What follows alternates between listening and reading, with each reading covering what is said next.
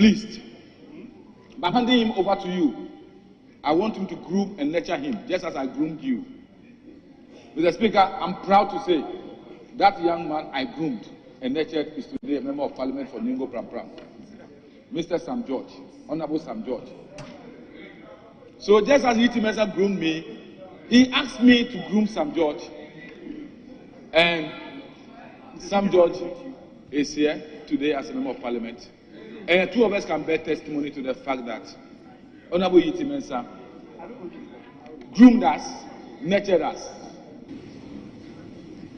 Mr. Speaker, not too long after I had met him here, he was made a minister for Ministry of Employment and Labour Relations. To date, if you go to the ministry, he is remembered for some of the significant things he did, especially in the areas of child labor eradication.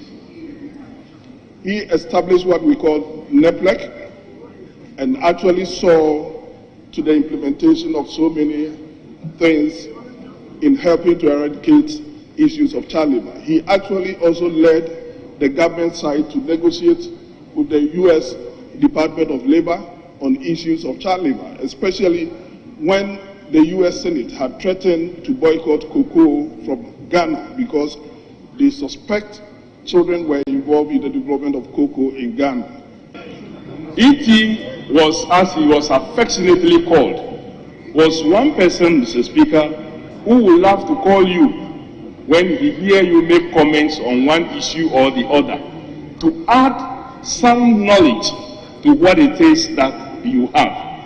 And he created space for a lot of young persons to be tutored in the party. Mr. Speaker, many of us became active in the party because of the nurturing we got from E.T. Mensah.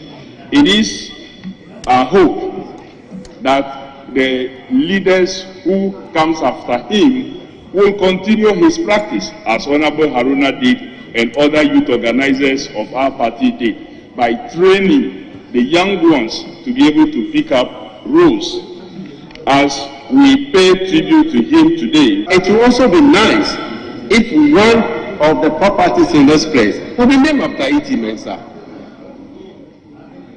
If we have named Justice D.F. Anand's auditorium, we can name other properties after the name of E.T. Mensah. I said this because when E.T. Mensah was a minister of Western Housing, that was when we started Job 600 renovation. It was the turn of the Finance Ministry after Parliament approved 63 million cedis for the National Development Planning Commission.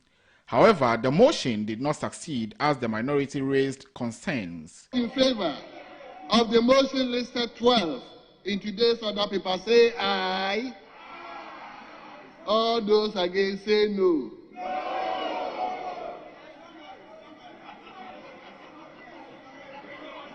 I'll hold on with the decision and suspend the House for 1 hour. The Member of Parliament for Adaklu constituency and Deputy Minority Whip Governs Kwame Agoja raised concerns over misplaced priority in which the ministry prioritizes the building of the new Bank of Ghana facility. The money is public funds. If your government allows Bank of Ghana to spend $220 million to build a new headquarters, in fact, Mr. Speaker, the fastest ongoing construction project in this country, and actually decide to abandon hospital project, that is recklessness. And there's nobody in this country who believes that what you said that Bank of Ghana is independent is right. Mr. Speaker, to make it worse, Mr. Speaker, this government abandoned road projects in Adaklu and are building Bank of Ghana headquarters. And you want to tell me that Bank of Ghana is a private entity from Sao Tome or Azerbaijan? Mr. Speaker, to make it worse, this government, of which Honorable Abena is part, have decided to spend more money to build. Honorable Member, we don't have any Honorable Abena. Honorable Abena Osei, my very good friend, the government of which he is. And Mr. Speaker, I've got a very beautiful picture of the two of us. I'll show you later. have decided that they will abandon all projects in this country and they are building a new headquarters as well. Honorable Abra Asare, between the roads in Adaklu and your headquarters, which one is a priority? For the minority leader, Dr. Kese Atuforsen, the ministry engaged in numerous fraudulent transactions, including the signing of the e-levy monitoring system, despite Parliament's disapproval, which needed to be investigated. Introduce e-levy. We were told that it's going to be the panacea. So, Speaker, as part of the consideration of the budget, we were told that they were going to establish a monitoring mechanism called e-levy monitoring system. So, Speaker, I recall vividly that this House opposed it and said to the minister responsible for finance that they should not go that route. So, Speaker, it will surprise you that the same Ministry of Finance went ahead and signed the contract.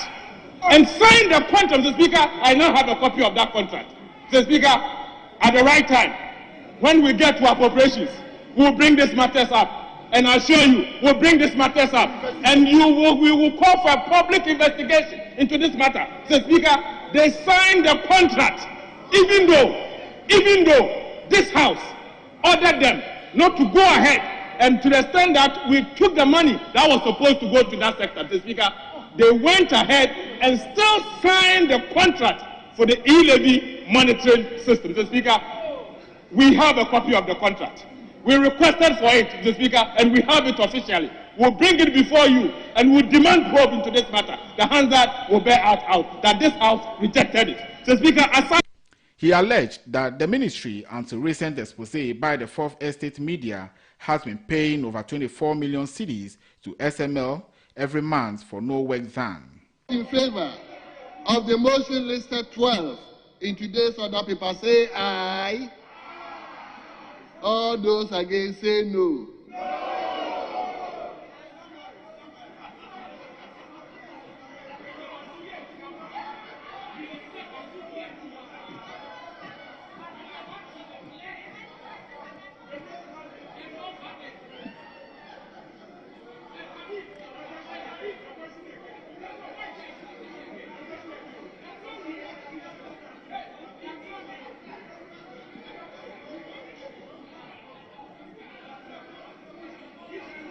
Honorable members, I'll take the question again.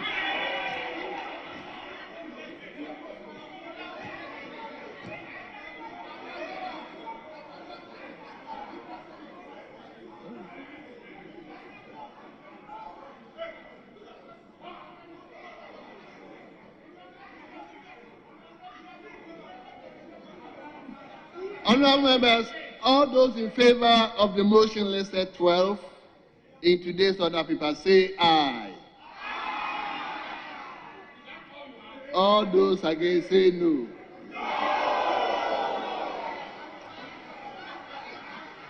Honorable members, I'll hold on with the decision and suspend the House for 1 hour. He, however, indicated government has failed to repay all loans it took from facilitators. As to whether Parliament will approve the Finance Ministry's budget, it is only time that will tell. Daily, I drive through the Northern Regional Coordinating Councils from my house into town. You see young girls and sometimes even aged persons queuing to have a national ID card. Government should endeavor to make the ID card available. Then, Mr. Speaker, Public Sector Reform Secretariat, what are we reforming? We have a bloated public service in Ghana. We are not doing enough to do it. Mr. Speaker, may I refer you to page 10? Page 10 of your committee's report. Development authorities, another duplication. Northern Development Authority, Coastal Development Authority, Middle Development Authority. Mr. Speaker, if you take a copy of the budget statement, you see that Minister Ken Ofori-Atta reported that Kotokuraba market in the central region was built by this administration. How possible? How possible? Kotokuraba was late at Tamil's signature program to the people of the central region. But when you take your budget copy, the final copy, and read the picture column, you see Kotokuraba market being attributed to Central Development Authority. There are duplication. All those authorities and bureaucracies must be collapsed. Mr. Speaker, whilst approving the budget of government machinery, I'm asking for a forensic audit as to how much money the Ministry of Finance have borrowed from state-owned agencies, Ghana Gas, Electricity Company, NCA, those of them who have other holding that the office of Chief of Staff have taken money away from them. We need to know. So go and conduct the audit onto those things and then come back and say that you want money for it. Millennium Development Authority, thanks to President Kufuor, a lot was achieved under them. And then when you borrow, we are aware that you have borrowed from some state institutions. That's why Cocoa Board is struggling. They cannot even raise $800 million, the most costly and the most expensive loan ever taken by it. So you are destroying some of the state institutions. So, Mr. Speaker, mass law, we need a legislation to guide what they are doing. I want somebody to tell me, in the past, NYEP, subsequent to the probe that was done about it, mass law, who gets what, when? Accountability of mass law. We should know how much money is being disbursed, who are the beneficiaries, how is it disbursed. Then finally, Mr. Speaker, a question of mass law, how much has been disbursed and to whom. I choose what to do. You don't determine what I should do. So, Mr. Speaker, mass law, we need a legal framework for mass law. It cannot be as it is. Then, Ghana Investment Promotion Council. We are not doing too well in terms of our investment because of the very state of the Ghanaian economy. It's an economy which is not attractive to investors because our debt is not sustainable. The implementation of Ghana COVID-19 alleviation and revitalization of enterprise support, Ghana Cares Project, that is under what used to be called the National Board for Small-Scale Industry. So, Mr. Speaker, I want to support the motion, but ask that we know what is it that the states have taken from other state institutions to support its operations. Thank you, sir. Yes. Honorable Minority Leader, do you still, okay. You still want to? Thank you for the opportunity to speak to this motion. Mr. Speaker, as other colleagues have said, a number of the organizations under the office of the President was created simply to put resources under the presidency. Mr. Speaker. So contribute to the motion that was moved by the chairman of the Finance Committee. Mr. Speaker, in doing so, it will interest you to note that even though the year 2023, the expenditure returns that were submitted to the Finance Committee were for the period between January to September 2023. It surprises me to see that almost all the cost lines for the office of the President in particular, they have exceeded it. Almost all. Mr. Speaker, what surprises me was the quantum of amount that has been spent at the office of the Chief of Staff Secretariat in particular. Mr. Speaker, year to September, 144.8 million Ghana cedis as against releases of 131.4 million. Mr. Speaker, clearly there's something very wrong with the document that was submitted to the Finance Committee. Again, Mr. Speaker, the Cabinet Secretariat, their budget for the entire year was 4.3 million. But from January to September, the Cabinet Secretariat has exceeded their budget, and the amount they spent for the first 9 months was 7.6 million. So clearly you can see that there is over expenditure at the office of the President in particular, while the other agencies under the government machinery were struggling to get releases. But what surprises me most is the budget allocation for the year 2024. While the office of the President in particular were allocated something about 1.4 billion last year. No, this year for 2022. They have allocated 1.2 billion for the entire Office of Government Machinery. Mr. Speaker, the Office of the President in particular, their budget is being increased by over 100%, from 2023 to 2024. So my question is, what exactly are they going to do in the year 2024? Is it the elections? Is it the reason why they have budgeted so much, Mr. Speaker? The key question I have here, Mr. Speaker, is that the Office of the President alone, their goods and services budget is 450 million Ghana cedis. Goods and services alone. And this is according to the budget statement, page 191. Goods and services alone, 450 million Ghana cedis.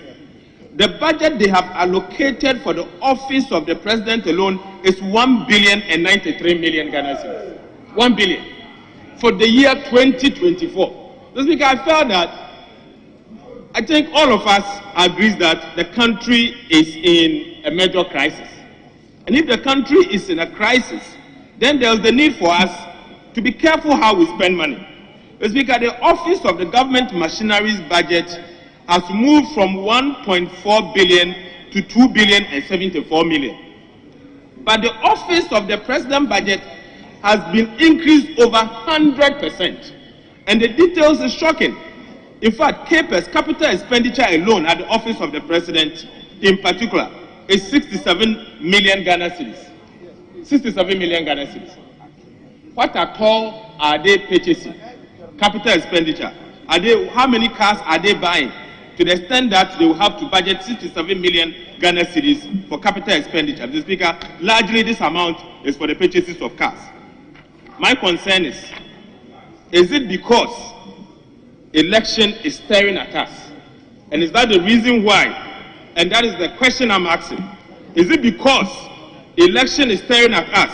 And that is why the Office of Government Machinery budget has moved from 1.4 billion to 2 billion? Or is it because of the elections? That is why the Office of the President in particular, the budget for the Office of the President has been increased from about 400 million to 1 billion Ghana cedis.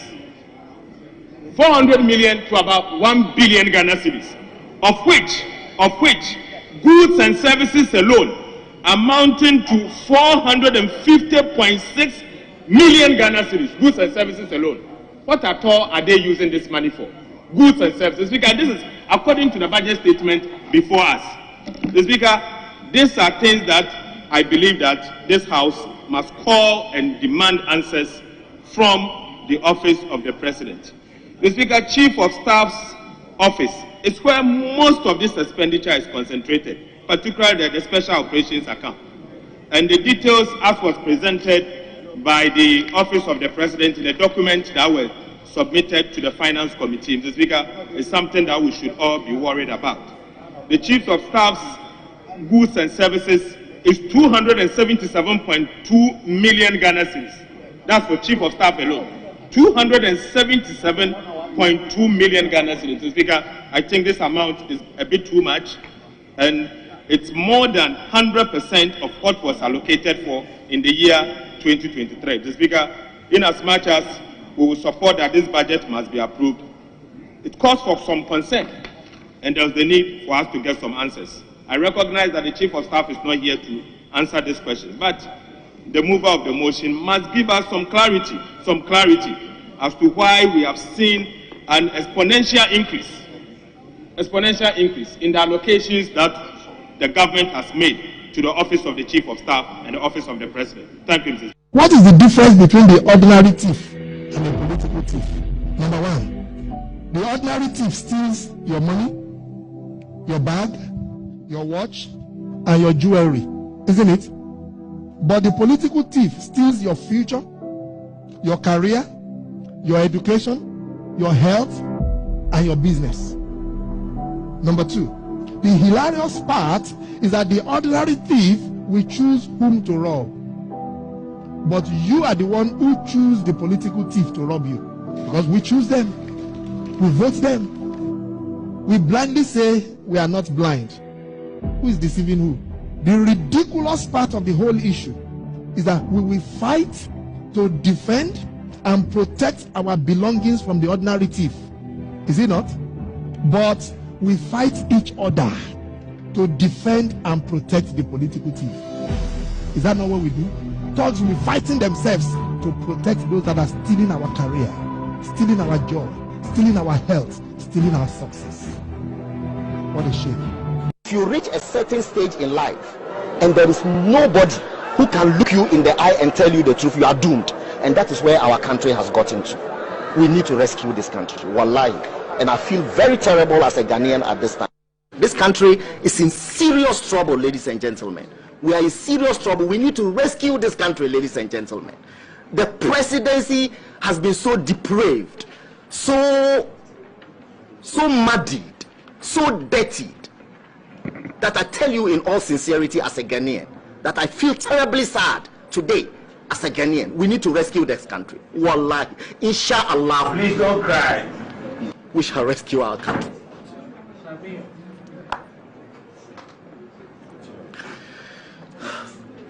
Government is broke, government is broke. But people are spending billions to go inside the government that is broke.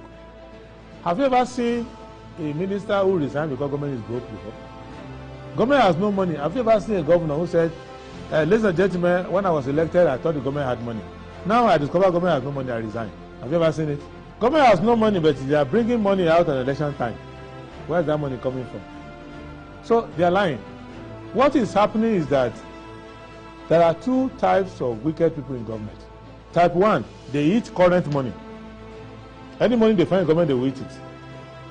They are wicked about that one. There is type 2.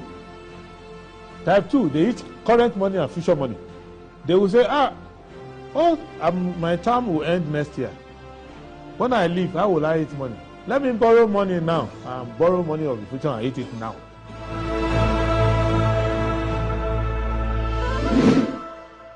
Government.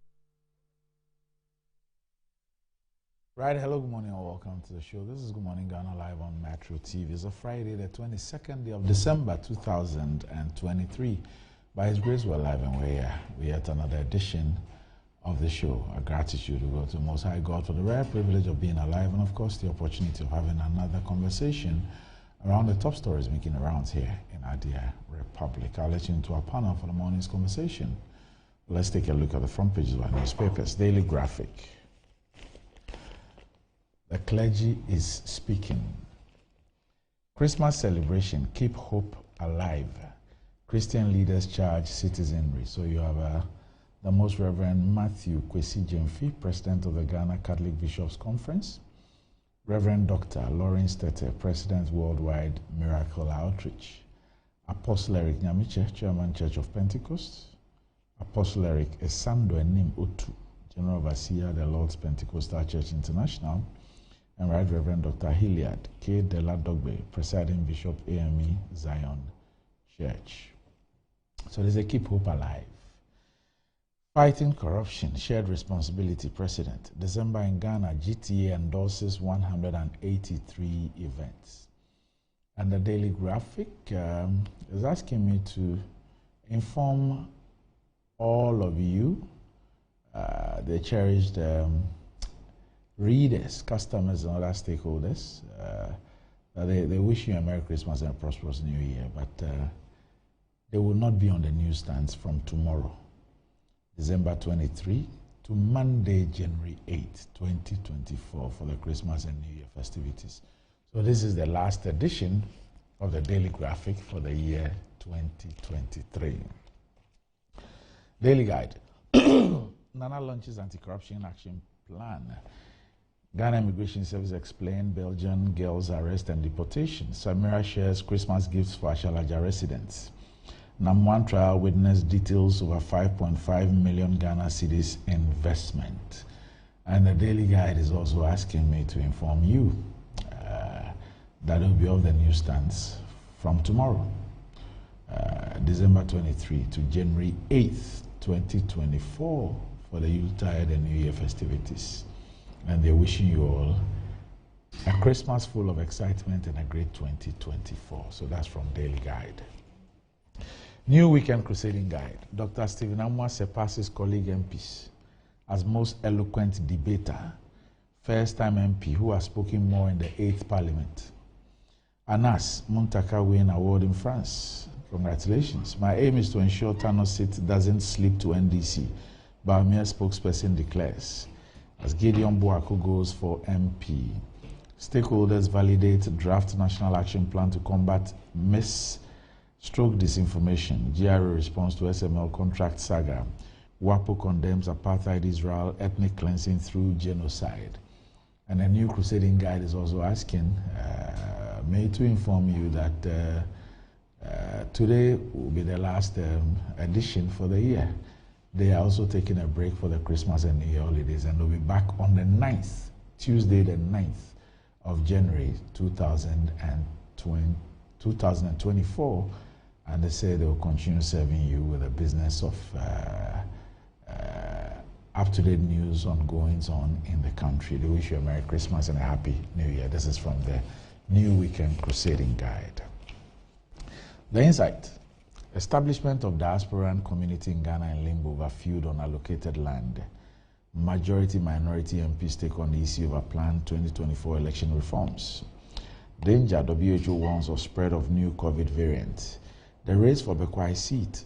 29 MPP coordinators and friends of Ralph join forces to pick nomination forms for Ralph Poku Edusei. The Informer.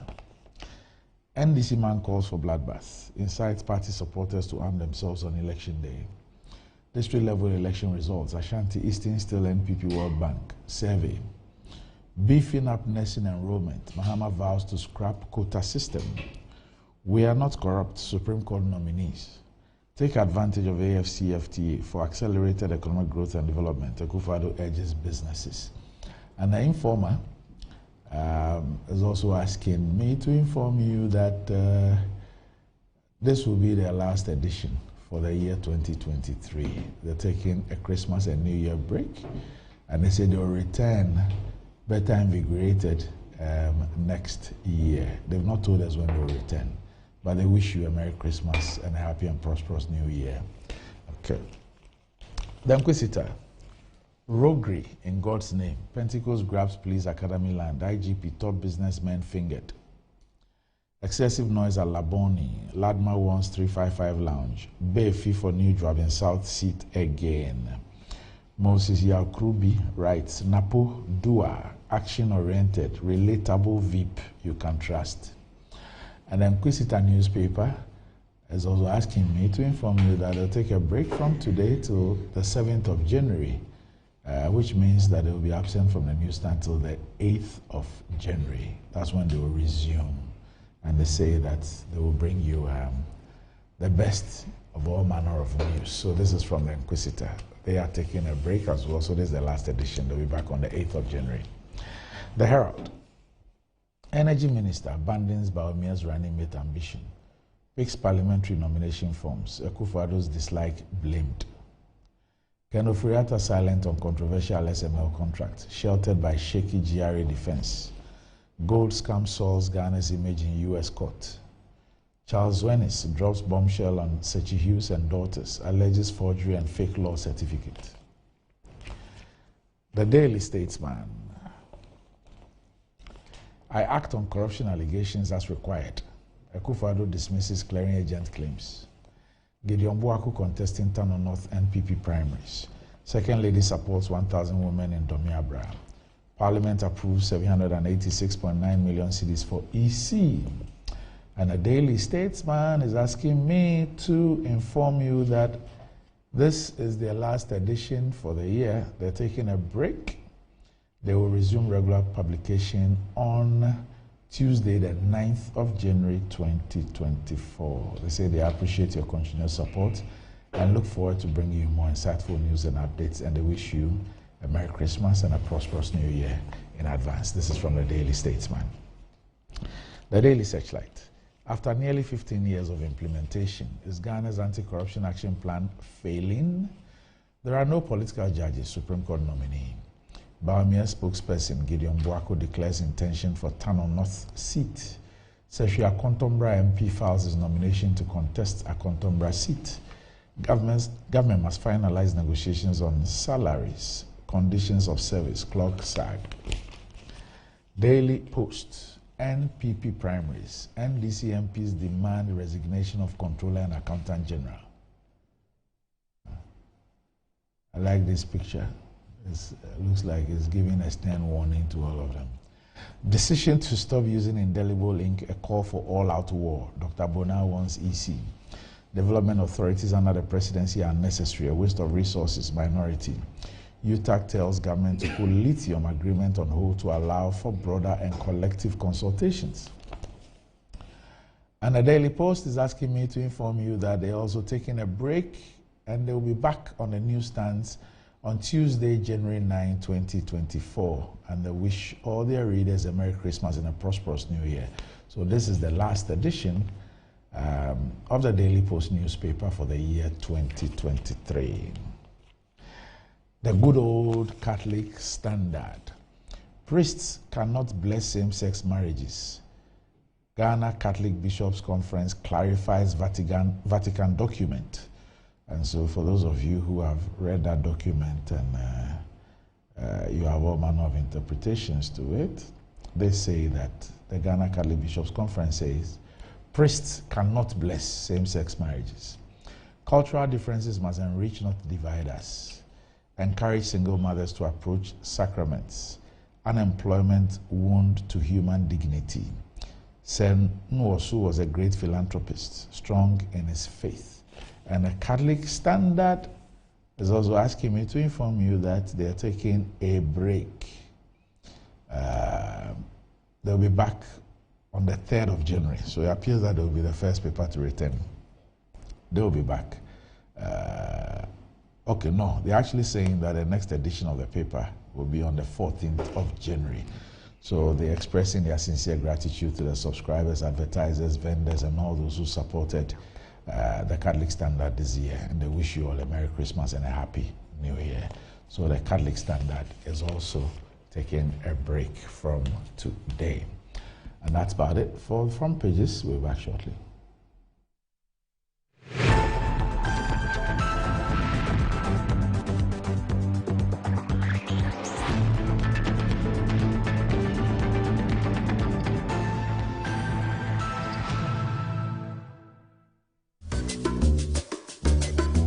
Fiscal is showing his boss the efficient new technology they've installed.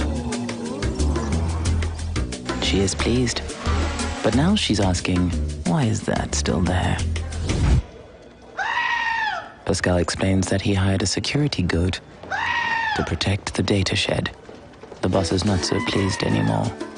If you haven't upgraded to cloud storage yet, it's time to get business done better with MTN Business. On my long and stressful days, I long for the refreshing company of my favorite companion.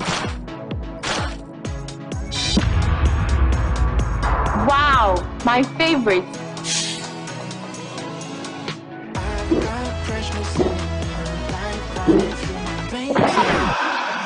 Tomato onions, maybe tomatoes. Hi. Oh, hello. Please, I need to know the drink you were enjoying earlier at the shop. Sure. Even on Sundays in the market, nothing is for one. Ah.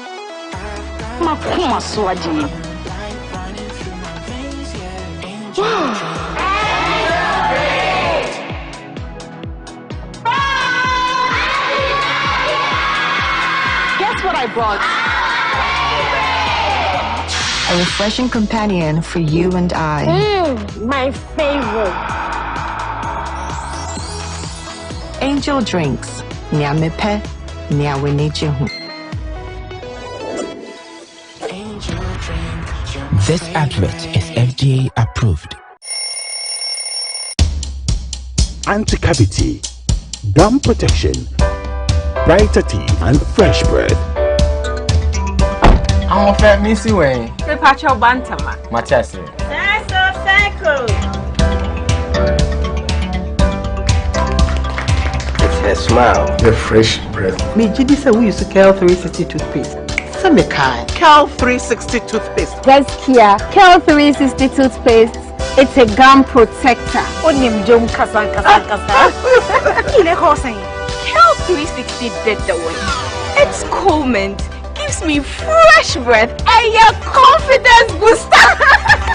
You will see so feeling kika when you know Cal 360 toothpaste. Happy smile. Cal 360 toothpaste, anti-cavity, gum protection, brighter teeth, and fresh breath. Cal, happy smile. This advert is FDA approved.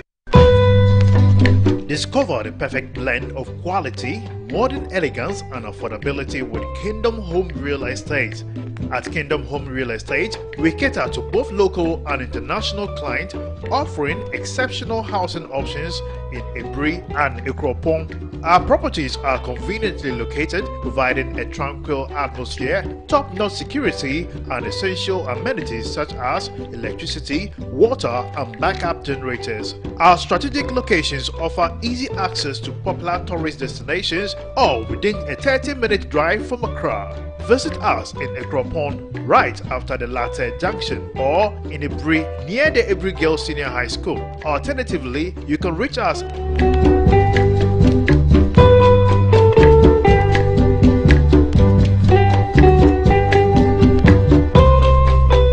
Kingdom Home Real Estate, where your dream home becomes a reality. Enjoy the fruits of your labor, they say. But as humans, aging and physical infirmity stands our way of enjoying our mansions and homes. It often becomes challenging, if not impossible, to use our stairways day in, day out. With portable American pneumatic vacuum elevators, PVs, you are assured of unlimited enjoyment of your mansions and homes. It's a self-supported elevator for vertical movement of humans and goods at homes and offices. The original comes in 3 custom-made models with wheelchair accessibility. Call it luxury, but it's a necessary imperative for vertical mobility. Do not let aging or infirmity limit you. Get one for your easy vertical mobility at home. It's affordable and can be installed in just 3 days without modification to your existing building. It's however easier to incorporate it at the construction stage. We also have traditional Fuji elevators and escalators for your high-rise buildings and malls. Visit Lifts and Elevators Company Limited at Sakumono for your elevators nationwide. For free consultation to call or WhatsApp us on 0200-535-515. Lifts and Elevators, the elevator people. Everybody knows Acrobato. And if you know Acrobato, it means you know Endpoint Homeopathic Clinic. Endpoint Homeopathic Clinic is my pillar. Let's hear what others are saying about Endpoint Homeopathic Clinic. Who will be careful Endpoint one?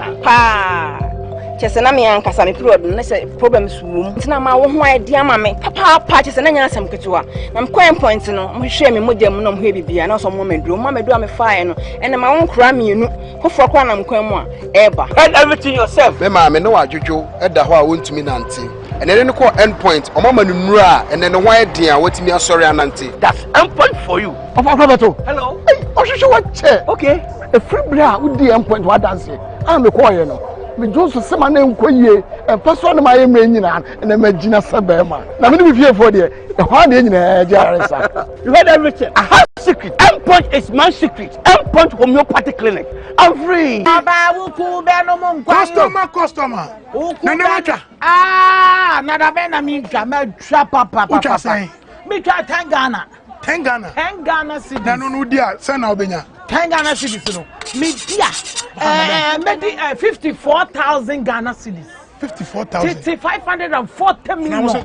Here. Yeah, the one na me ka me die hu skasa. Yeah. Ene na giga keka dey tena we. Tena wa boki. Draw no na asase no. Mami me volume.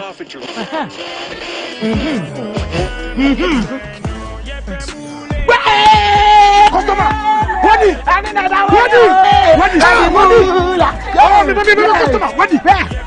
One of our daily lucky winners. Dial *946# to play now. Or you can also play online at www.gamepackgames.com. Game Park is regulated by the National Lottery Authority.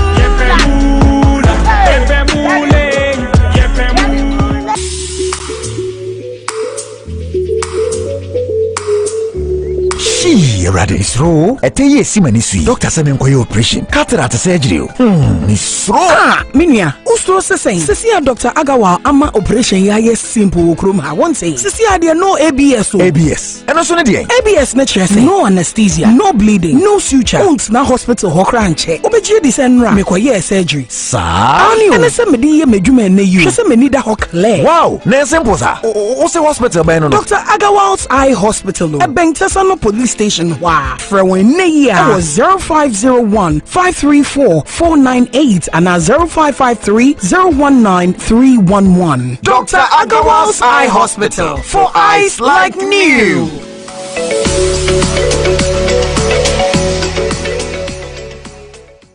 Award event, 14th Visa King RTP Awards 2023. The prestigious Visa King RTP Awards comes on at the Accra International Conference Center on the 27th of December, 7 p.m. It's a black tie event for all nominees. The best dressed lady and gentleman receive $1,000 each. Limited tickets are available on rtpawardsafrica.com. The 14th Visa King RTP Awards is sponsored by Visa King Travel and Tour Limited, Jim Ray S.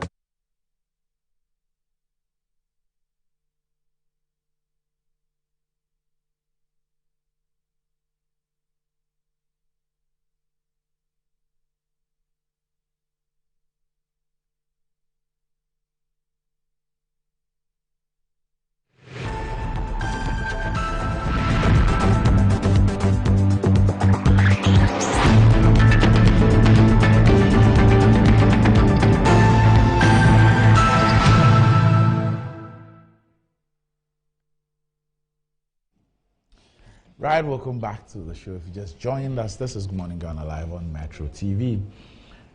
With me on the last show for the year 2023, my regular favorite Friday panel, Nana Akomia, is here with us. He's still not told us his designation in the DMB 2024 campaign team. Okay. So we'll create one for him. Good morning. Morning, Randy. Right. Also, with me on the show this morning is a man who's been issuing some threats the last few days. I'm told that he's going to sue VRA. I don't know if he wants to garnish the dam or what he wants to do, but he represents the good people of the North Tongue constituency and is a ranking member on foreign affairs in Ghana's parliament. The Honorable Samuel Kujato Ablakwa is here with us on the show. Good morning. Hi, good morning, Doc. Right. Hope you're well. By the special grace of God, I'm doing very well. Morning. Right.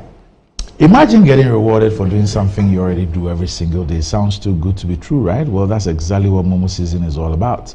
There's something for everyone. Download the Momo app on Play Store, App Store, and use Momo Pay for your day-to-day transactions to a merchant, either through the QR code or merchant ID, and stand a chance of winning 1,000 Ghana cedis weekly and other amazing prizes. Merchants are also not left out of the reward. Receive payments and win. Keep using your Momo Pay on the Momo app and get rewarded. There are lots and lots of exciting prizes for everyone. So what are we doing today? Transact more with Momo Pay and more points and win big this Momo season. Visit momomerchantapplication.mtn.com.gh for your Momo for Business account today. It's Momo season, so just Momo it with Momo Pay. Terms and conditions apply. And Kale Kids toothpaste flavored with strawberry that gives a perfect taste for kids and makes them develop a personal attitude and love for brushing their teeth always. It's the new product from Samara Company Limited, producers of Sasso. It is also approved by the Food and Drugs Authority. Kale Kids toothpaste protects child's gum, prevents cavities, and makes the teeth strong and healthy with freshness all day. Kale Kids toothpaste is recommended for children between the ages of 2 and 6. Kale Kids, happy smile. And please, we'll help you enjoy the fruits of your labor, because they say it's as important as enjoying the mansions of your labor. Now, the pain of climbing the stairs when not exercising could be challenging for all ages, but you need not worry. Lifts and elevators have got you covered with the best portable American pneumatic vacuum elevators on the market today. It's a simple self-supported elevator for both homes and offices, and guess what? It can lift your goods too. Wheelchairs can fit in, and they come in 3 custom-made models. It's affordable and can be installed within 3 days. Visit Lift and Elevators at Sakuman, or just call them on 0200-535-515 or send a mail to elevatorsgh@gmail.com for consultations on the best solutions in easy vertical movement. Amen Alternative Medical Hospital is one of the best alternative medicine hospitals in Ghana. So for all your health consultations, counseling, physiotherapy, and homeopathic medicine, Amen Alternative Medical Hospital has the best for you. It is the first to modernize herbal and homeopathy medicine in Ghana. They have the best medical practitioners from KNUST with a state-of-the-art medical equipment created for your need. The most obscure ailments can be diagnosed and taken care of. Amen Alternative Medical Hospital is at Klagon on the Lashibia Sherman Road near the Under Bridge, and they're open from Monday to Saturday from 7 a.m. to 5 p.m. and on Sundays from 11 a.m. to 3 p.m. You can also reach them on 0207-229-505 or 0244-227-192 to book your appointments. Amen Alternative Medical Hospital. God is the healer. Right. So we are done with the year. Today is our last show for the year, and I'd like to thank you so very much. On the 8th of January, Good Morning Ghana will be 22. I'm sure you've done 19 or 18 years of that. Yes. About. Yes. It'll be 22 on the 8th of January. Almost coincides with your birthday. Yes. It's actually, there's a story as to why Good Morning Ghana started on Tuesday the 8th of January 2002 and not Monday the 7th of January. Oh, so it was supposed to have started Monday the on your 7th. birthday? No. My birthday is the 6th. So it was supposed to have started Monday the 7th. And that year, 2002, my birthday was on Sunday the 6th. So you should know why it didn't start Monday the 7th, but Tuesday the 8th. Yes. You needed time to recover. Courtesy Edgar Redu. Yeah. Edgar Redu decided to host a party for me at his residence. Let's see a reception. At his residence on the 6th. And for some reason, you couldn't recover. The party obstructed the show. So the maiden edition, which should have aired on Monday, the 7th of January 2002, had to be postponed to Tuesday, the 8th of January 2002. And so, next, it was the 20th anniversary? 22nd. 22nd. But you know, literally, Good Morning Ghana pioneered political morning shows. Extensive. And these days, no decent television station or even a radio station would start without a political discussion show. Do you remember we were reported to a media commission? Do you remember? No. Oh yeah. It was Mr. Kofi Kumsin, then the editor-in-chief of Chronicle, yes. And he filed a complaint at the media commission, so we were asked to report. And his case was simple, that our program, at that time, only GBC had something. They do like a 5-minute discussion. Newspaper review. Yes, 5 minutes, and then I created Good Morning Ghana. So he said that we were killing the newspaper industry, and that by the extensive discussion and copious quotation and others, the business of newspapers was collapsing, and so the media commission should stop us from continuing. So that was the complaint he filed. I remember that. I think it was leading Brain Park at the time. Yeah, incidentally, there were also other newspapers who also thought that Good Morning Ghana was also promoting them. At that time, anybody who goes to buy a newspaper, they buy maybe Graphic Times Chronicle. Graphic Times Chronicle. So Chronicle in terms of sales was way up there, But I think after some 2 hearings, we weren't called again. And the rest they say is Yeah. It's history. Yeah. Now every decent radio station, TV station, they do political discussions in the morning, and so the program has had an impact now, and a lot of history. That's why I'm not happy when Sami sometimes turns it into a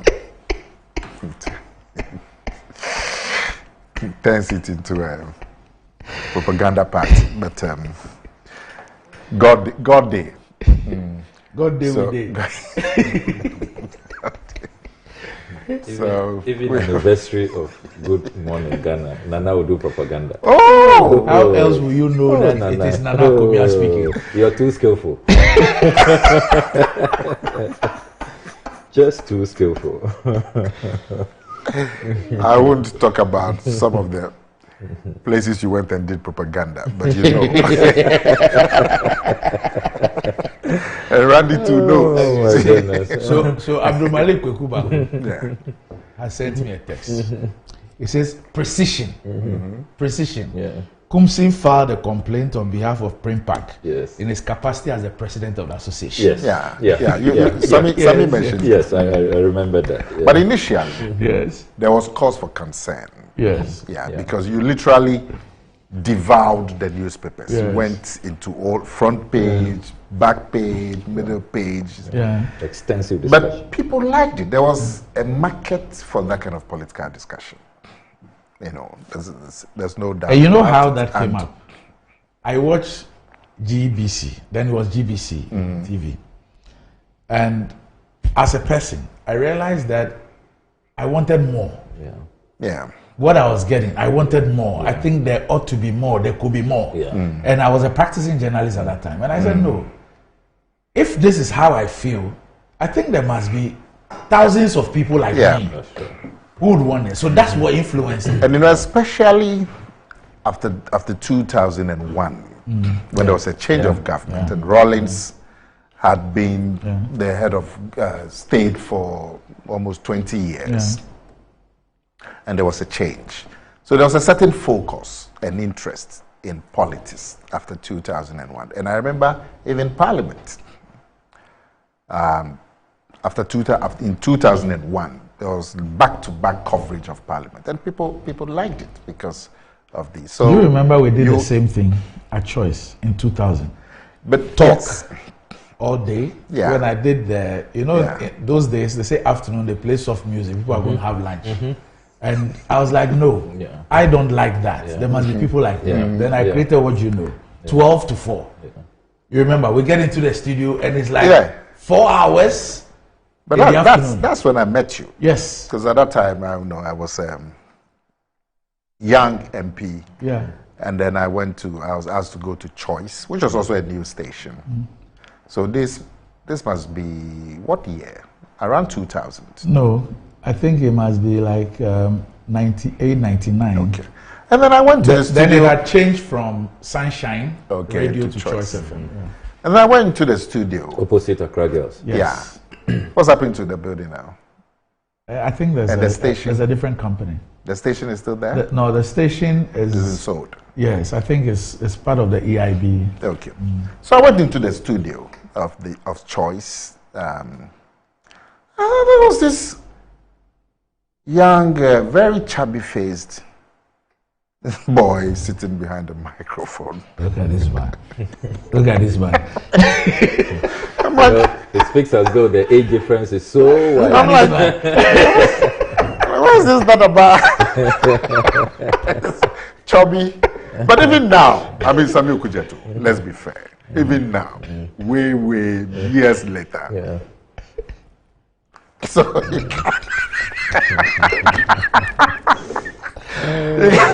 can imagine 1999. They know.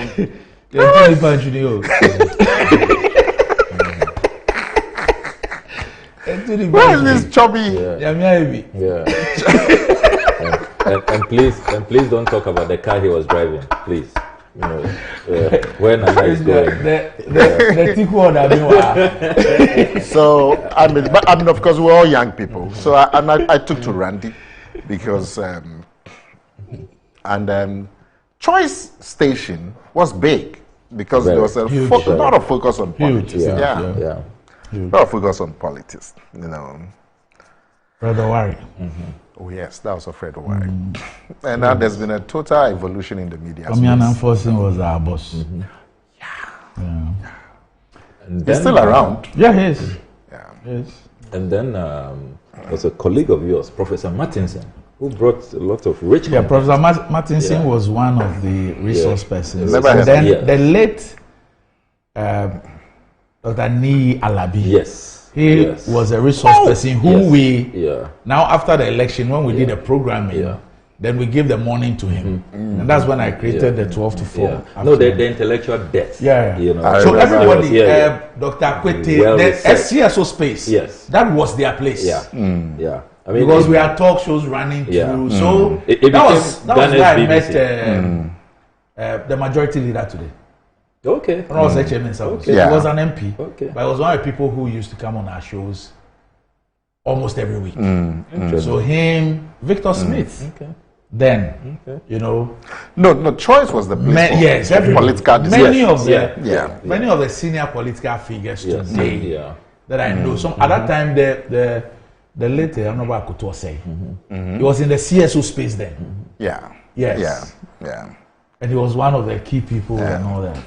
A lot of people, No, I mean you have done. It's unfortunate Choice Radio is gone, but they really set the pace for political discussions in this country. Very poor. You were not giving my boss time. What do you mean? DMB 24. You didn't have time to. I said him to breathe. Later on I was giving some slot there. I was in 2007. Yeah, I was hosting a program there. I think you had left. So it was a choice that Talal Fatal then had seen me and started talking to me. So in fact I was there when I started doing stuff. He called me 2 days ago. Out of the blue, I haven't heard from him in ages. I need to call him. Great guy. He has one of the best eyes for talent. Talal, He has one of the best eyes for talent. Talal, Fred Owari, Anklatu, Tommy Anamfosin, KKD, and then Babu. Babu was a choice? No, he was a gold. Gold, But he had such I started a gold. Such a knack for great talent.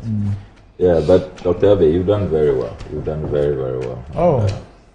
We are all proud of you. We thank God. We are all proud of you. And this has become the go-to place. I mean, thank God. And you see, 27 getting to 28 years. You see, it's not too difficult to start, but sustaining it and maintaining the interest, and your eyeballs are still great. I mean, your numbers are excellent. Anytime I pay attention to the research, I mean, it's remarkable. Remarkable. What the Honorable Ostingame is reminding me that I could interview him for 2 hours. What does it mean? Those days. Your choice. 2 straight hours.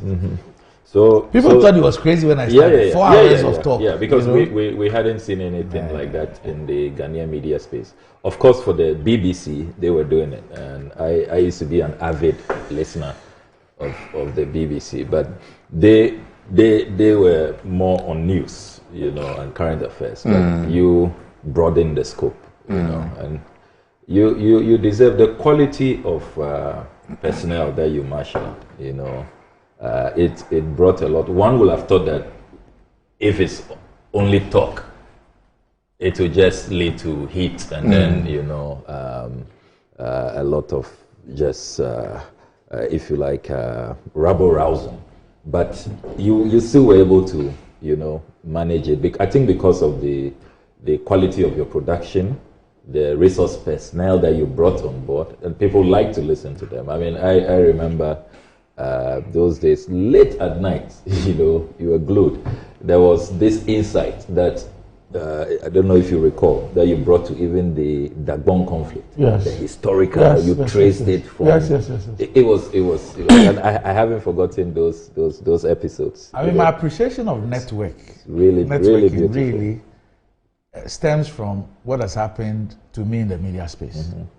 If you take Good Morning Ghana, for example, started it off with my network. Yeah. So the first show was with Edgar Redu.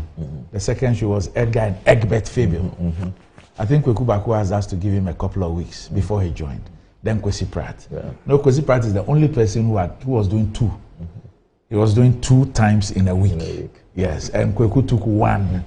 You know, so it was my your network. You know, and then Cal Tufo, people forget early days. Cal Tufo was he was on the show. People knew him for the sports. For the sports, yeah. So when you say network, you mean you are part of the coffee mafia? I'm still. Yes, and that's the network we are talking about. I'm still Part, yes. But that's the network we are talking about. Yeah, from there. That was the base. That was the base. The NDC described people as a mafia. No, it was the ABA Husseini, the Honorable ABA Husseini. He gave the name coffee shop of the NDC. He says that's where we plot all the. Actually, he brought it to attention. Honestly, and we didn't know that. You know, a group of journalists who sit at that place and plot all manner of. You are part of a group of journalists that the NDC described as a mafia.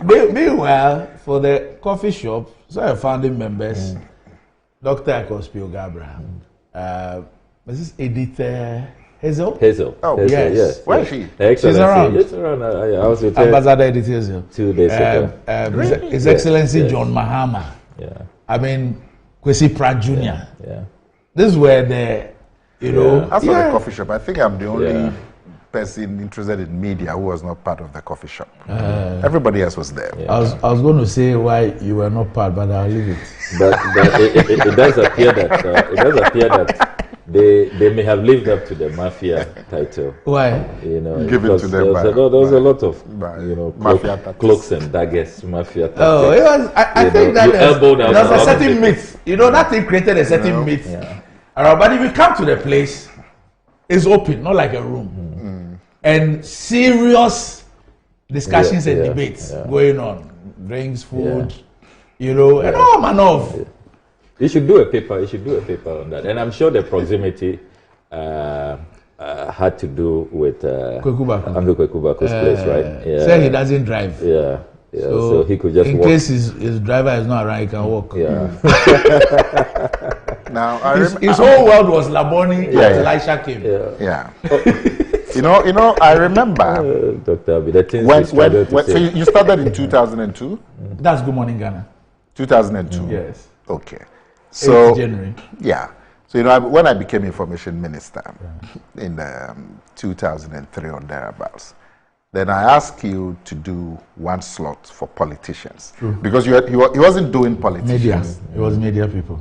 Just media people. Okay. Yeah. True. And the show was becoming popular. True. So I asked him to do 1 day, Friday, for just politicians. Okay. And that's when John Mahama came in. You and GM? No. Initially, I had Andrea Woody. True. Yes, come in. True. He was a deputy minister. Yes. So Fridays was for politicians. Yeah, that's true. That's true. That's true. Then you came. So Andrea Woody came. Yeah. And he did it for a while. And then Asamoah Gyan too came. He did it for a while. And then I decided to do it myself. And then, so that's how it comes. And then GM left. I think Ayariga came after him when GM moved on. GM, what year did he leave? When he was campaigning for the running mate. When he was campaigning for the running mate. When he was made running mate. Yeah, but you have to campaign. That's when he left. You have to campaign. No, he didn't campaign. Remember that he you know, in the NDC, all those who have been running mates didn't campaign. They didn't even see it coming, to be honest. Yeah. No. He didn't campaign. At a point, he didn't even want it. You remember? He was preparing to go out for further studies. No. Those were alternatives. No, Kumia and propaganda. Oh, no. But you remember that. You remember that it even led to, serious, challenges with the this household. You know, that what? Because I mean, it pissed off the former president. What pissed him off? You know, he thought that he was the delay tactic. He wasn't showing commitment. He wasn't interested.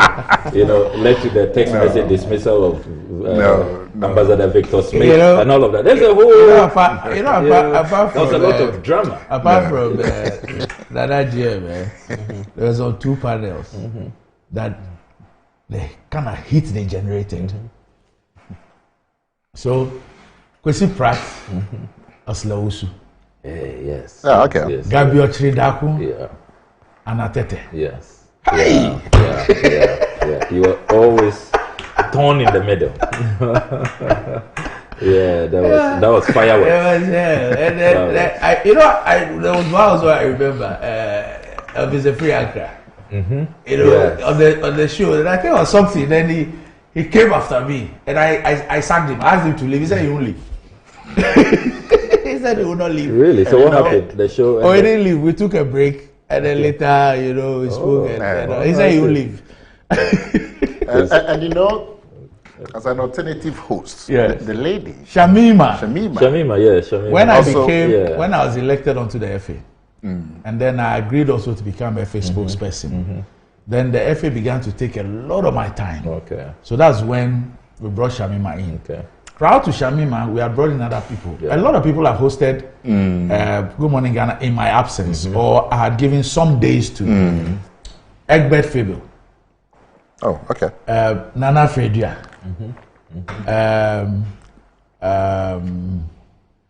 Okay. For Yarrow and Famous, I consider them in house, so I take them out. Even later day.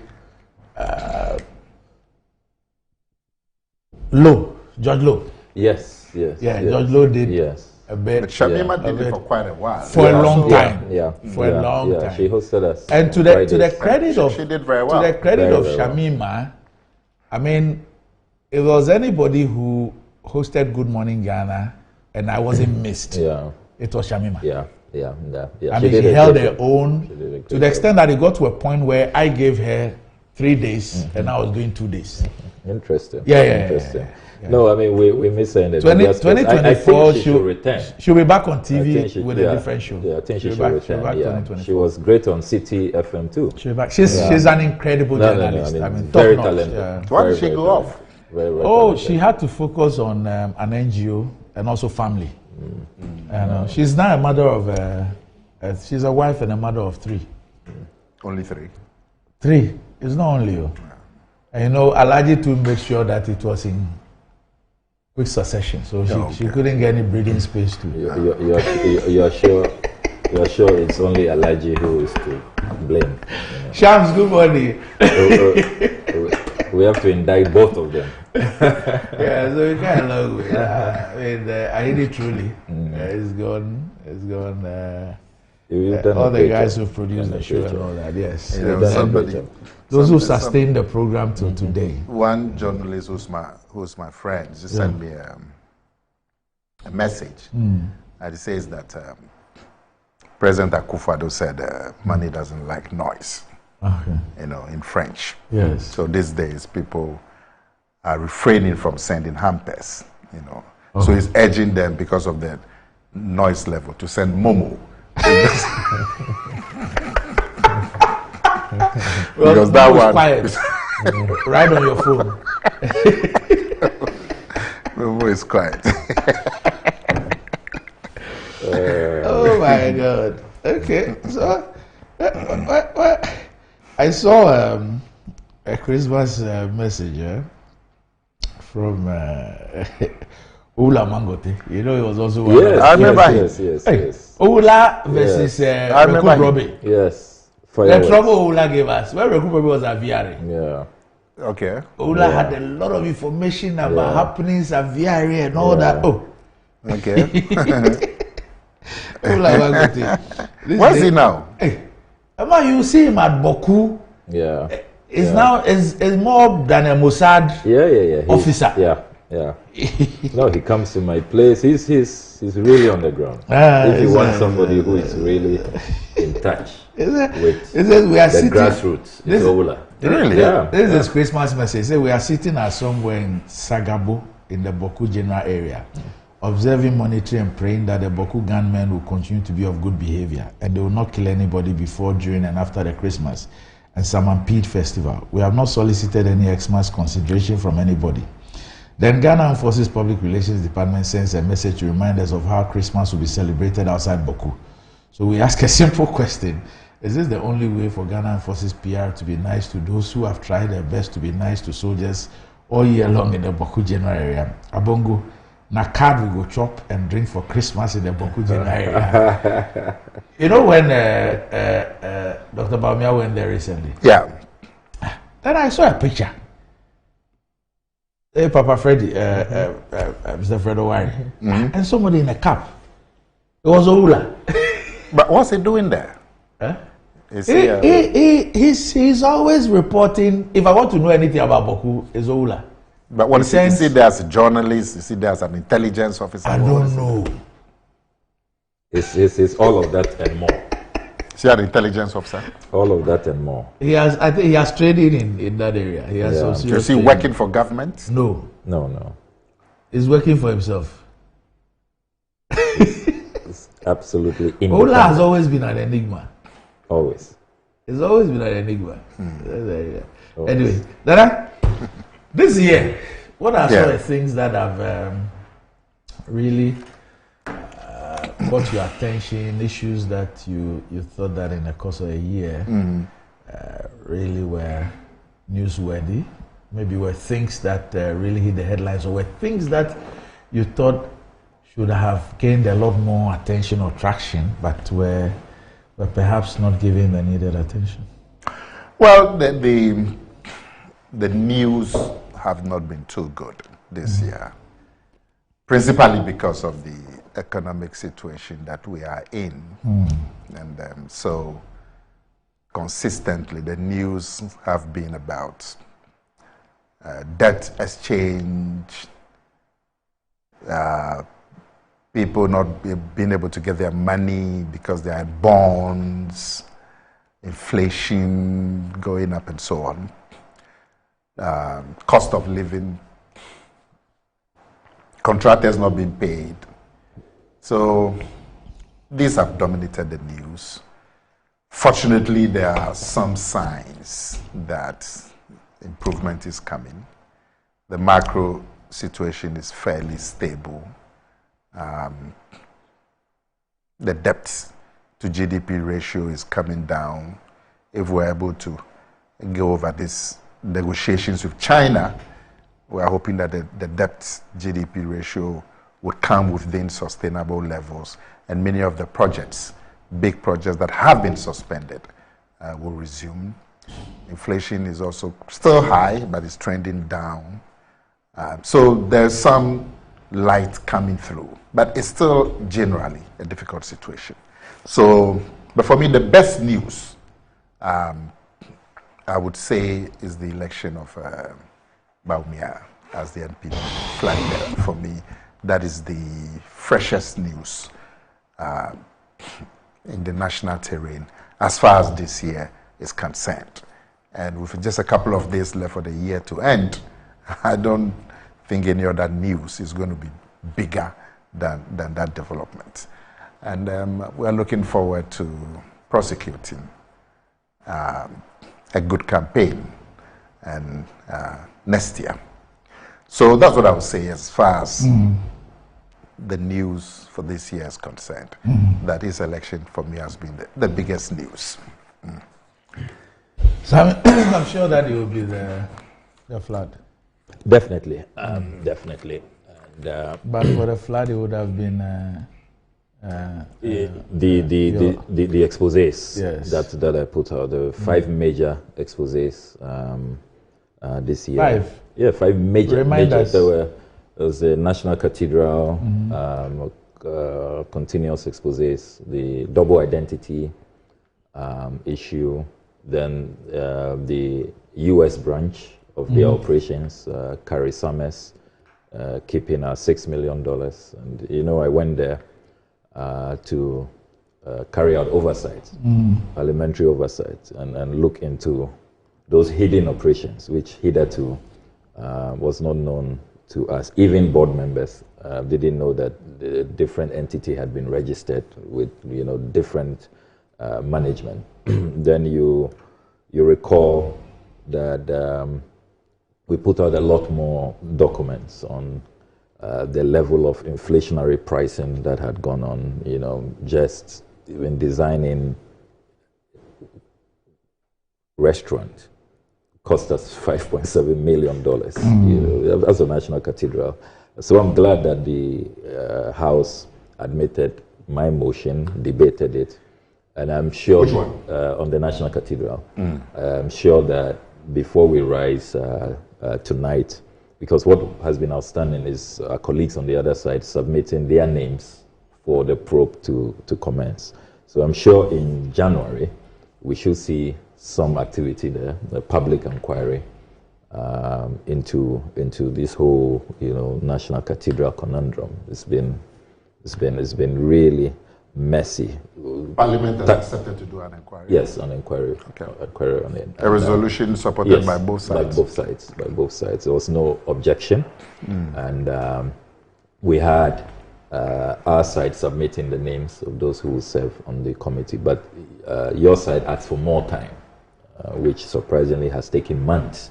But I think that today, because the Speaker had ruled that today, before we rise, these outstanding matters will have to be concluded.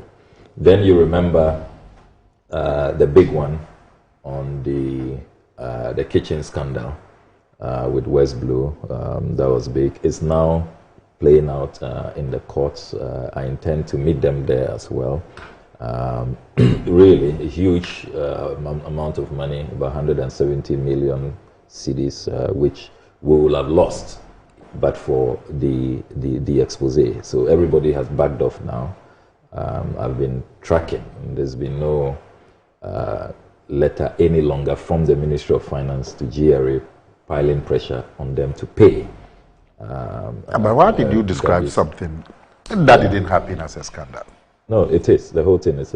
I mean, you see, you must understand that my philosophy in these exposés, one is not only to shed light on wrongdoing to protect the national interest, the public purse, but it is also preventive. Yeah. For example, if you take SML, I am pained that Parliament as an institution could not stop it or could not prevent it, from happening.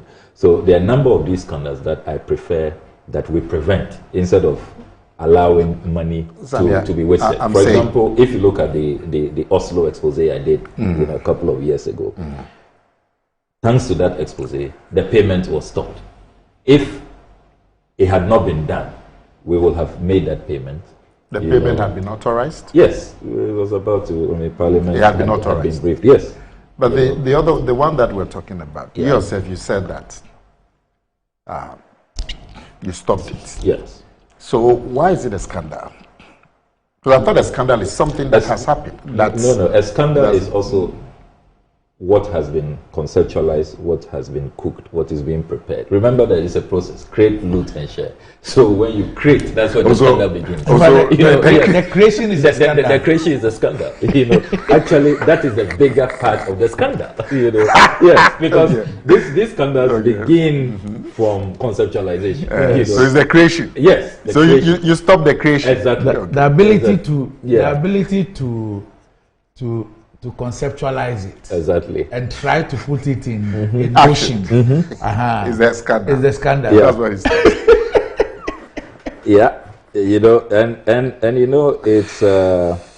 it's it's important to really encourage that kind of oversight, and national effort, so that we don't allow the horses. If we could have stopped all at the conceptual stage. Yes, I mean we'll save a lot of money. We'll save a lot of money. I mean, then you remember, you want to come in. You remember also you remember the Heaven scandal. That was also stopping it at the conceptualization stage, even though they were really far advanced. But the heavy scandal is the airport but it's still going on. No. I think you have to let the agreement come to Parliament so you scrutinize it. Because it's still going on.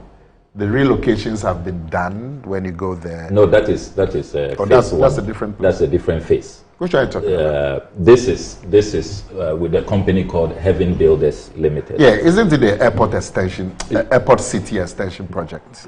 But that's phase 2. That's a different phase, which had been given. This is the one with the Ghana Airport Company Limited. Yes, Ghana Airport Company Limited. Yeah. Involving which lands? Airport lands. Which ones? The airport city. So that's phase about 2. Yeah, about 63 acres. Yeah, that comes to former DVLA. Oh no, that's what the DVLA one. That one is gone.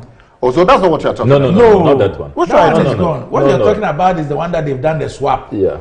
That the company is going to build a place for the Ghana police around Kwabenya. Yes, the Ghana police was Ghana police was in that parcel of land, opposite DVLA. Yes. Ghana police. So that one is done. That is done. That's not. So that the heavy going on. That's the heavy one is a new creation. Where's the land? New creation. So about 63 acres. Where is it goes all the way to. I think it's part of the airport. Closer to the mall.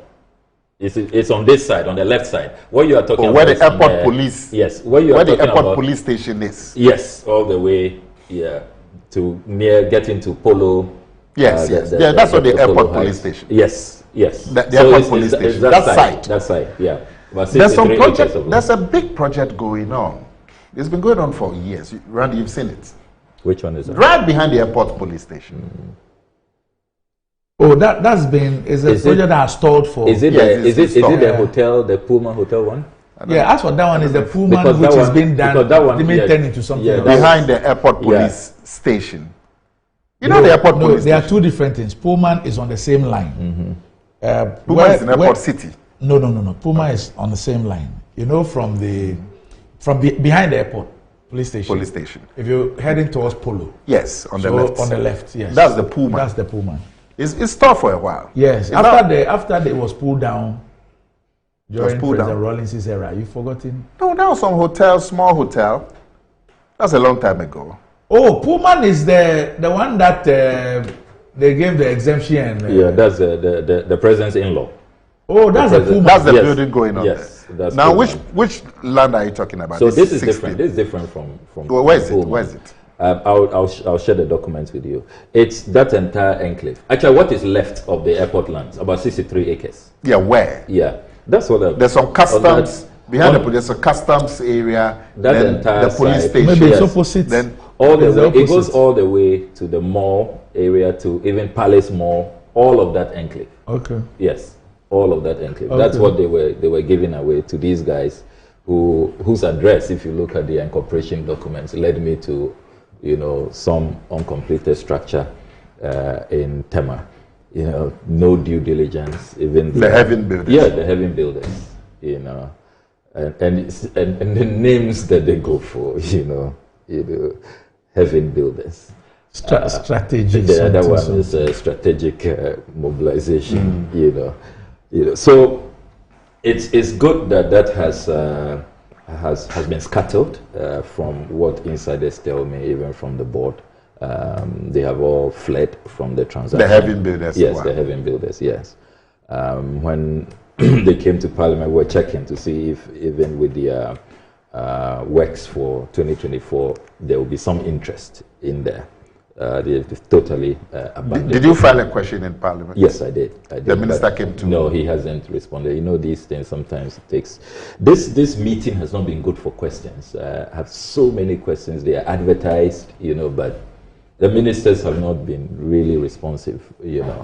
But with a speaker who is not from the government side, how come the ministers? The questions are just too many. Yeah, but the crucial ones, you should be able to summon them. Sometimes because of the public interest. Yeah, they talk about ministerial time. What ministerial time? That you can't attend to Parliament. Busy in some places, even the Prime Minister is sitting in Parliament every day. Yeah. And we all complain about the Speaker and the majority from government side. So it hampers Parliament's ability. But today that you have a hung Parliament, with a speaker who's not from the government side. I mean, these things should not be tolerated. Yeah, I agree with you, Nana. If there's a matter of big public interest, the minister should be summoned. It's in the interest of governance that these issues are dealt with, so they don't linger. I agree with you, Nana.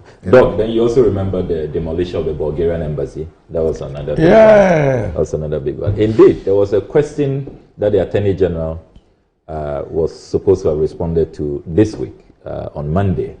But again, he said that he had some emergencies and that he would attend upon the questions later. Some way, somehow, the week is ending. He hasn't responded to that question. You remember it led to the establishment of a sole inquirer. And the sole inquirer's report confirmed that indeed there has been a demolition, that the conduct of some lawyers were questionable in the whole caboodle, that the Bulgarians had not been treated fairly, and that the inviolability of diplomatic properties under the Vienna Convention had been flagrantly violated, and that one Jojo masterminded the whole, illegal conduct. But here we are as a country. They claim Jojo is become a fugitive. Is Jojo Hagan has become a fugitive. He's elusive. They can't find him. He didn't show up at the sole inquirer's work when he was summoned. My question to the Attorney General was what has happened in that regard, because the Lands Minister said that they had referred the matter to the Attorney General for advice. As the Bulgarian embassy? Yes, the sole inquirer's report. Now, what I have picked up is that government has gone into negotiations with the Bulgarians to compensate them and to recommend other pieces. So the land has been sold to somebody? Yes, it was sold to who? You remember he's the president's appointee at the NDPC. One of your supporters in the eastern region. When the Bulgarian embassy was on the land? Well, he it's not clear if he knew about the demolition, but he came in after. But the embassy was on the land? Yes, and it was demolished. You remember it was demolished. So it was not being used? Yes, it was being used, but on a lower scale. They had reduced their presence in the sub-region. But they had their stuff? But they had, yes. So they had their wall? Yes, so one of the negotiations going on, they are asking for all their diplomatic documents. So the latest, according to the Foreign Minister at the Foreign Affairs Committee, is that they have brought in the Archives Department to see if they can help them with copies. There was also a Mercedes-Benz that was damaged during the demolition, which also has to be compensated. And you see, I get worried about all of this recklessness. You remember there was another one at the Nigerian High Commission, which Ghana had to then spend money, apart from the fact that it almost created a diplomatic row. Actually did. We were almost on the verge of conflict. They almost drove out our diplomats. The president had to call his brother, Buhari at the time, to apologize to him. We've had to spend so much money, in excess of 15 million cedis, to restore those properties for the Nigerians. Nobody has been held responsible. It appears that that's the same thing going to happen in this Bulgarian matter as well.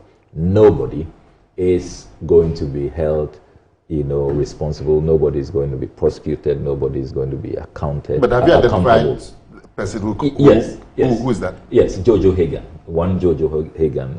Who's he? It's supposed to be a private businessman who is. He sold the land. Who is now on the run. Masterminded the demolition, then sold it to this gentleman whose name I don't remember. Was he working at Lands Commission? No, NDPC. But the Lands Commission too was indicted that they didn't conduct themselves because they should have known that they don't have title. That land could not have been sold, that it belongs to the Bulgarians. So they shouldn't have perfected the title. I remember that in the sole inquirer's report, the Lands Commission was also indicted. So those are some of the major issues that we were working on, including, if you recall, Doc, the unconscionable Bank of Ghana building and all the matters that happen at the PPA and then the Central Tender Review Committee. The governor says that the inflation that went to 50 something was a blip. Yeah, I mean, as this governor, yeah. This thing is, the president has and recently the president gave another clearing agent job. Yeah, gave him a clean bill of health.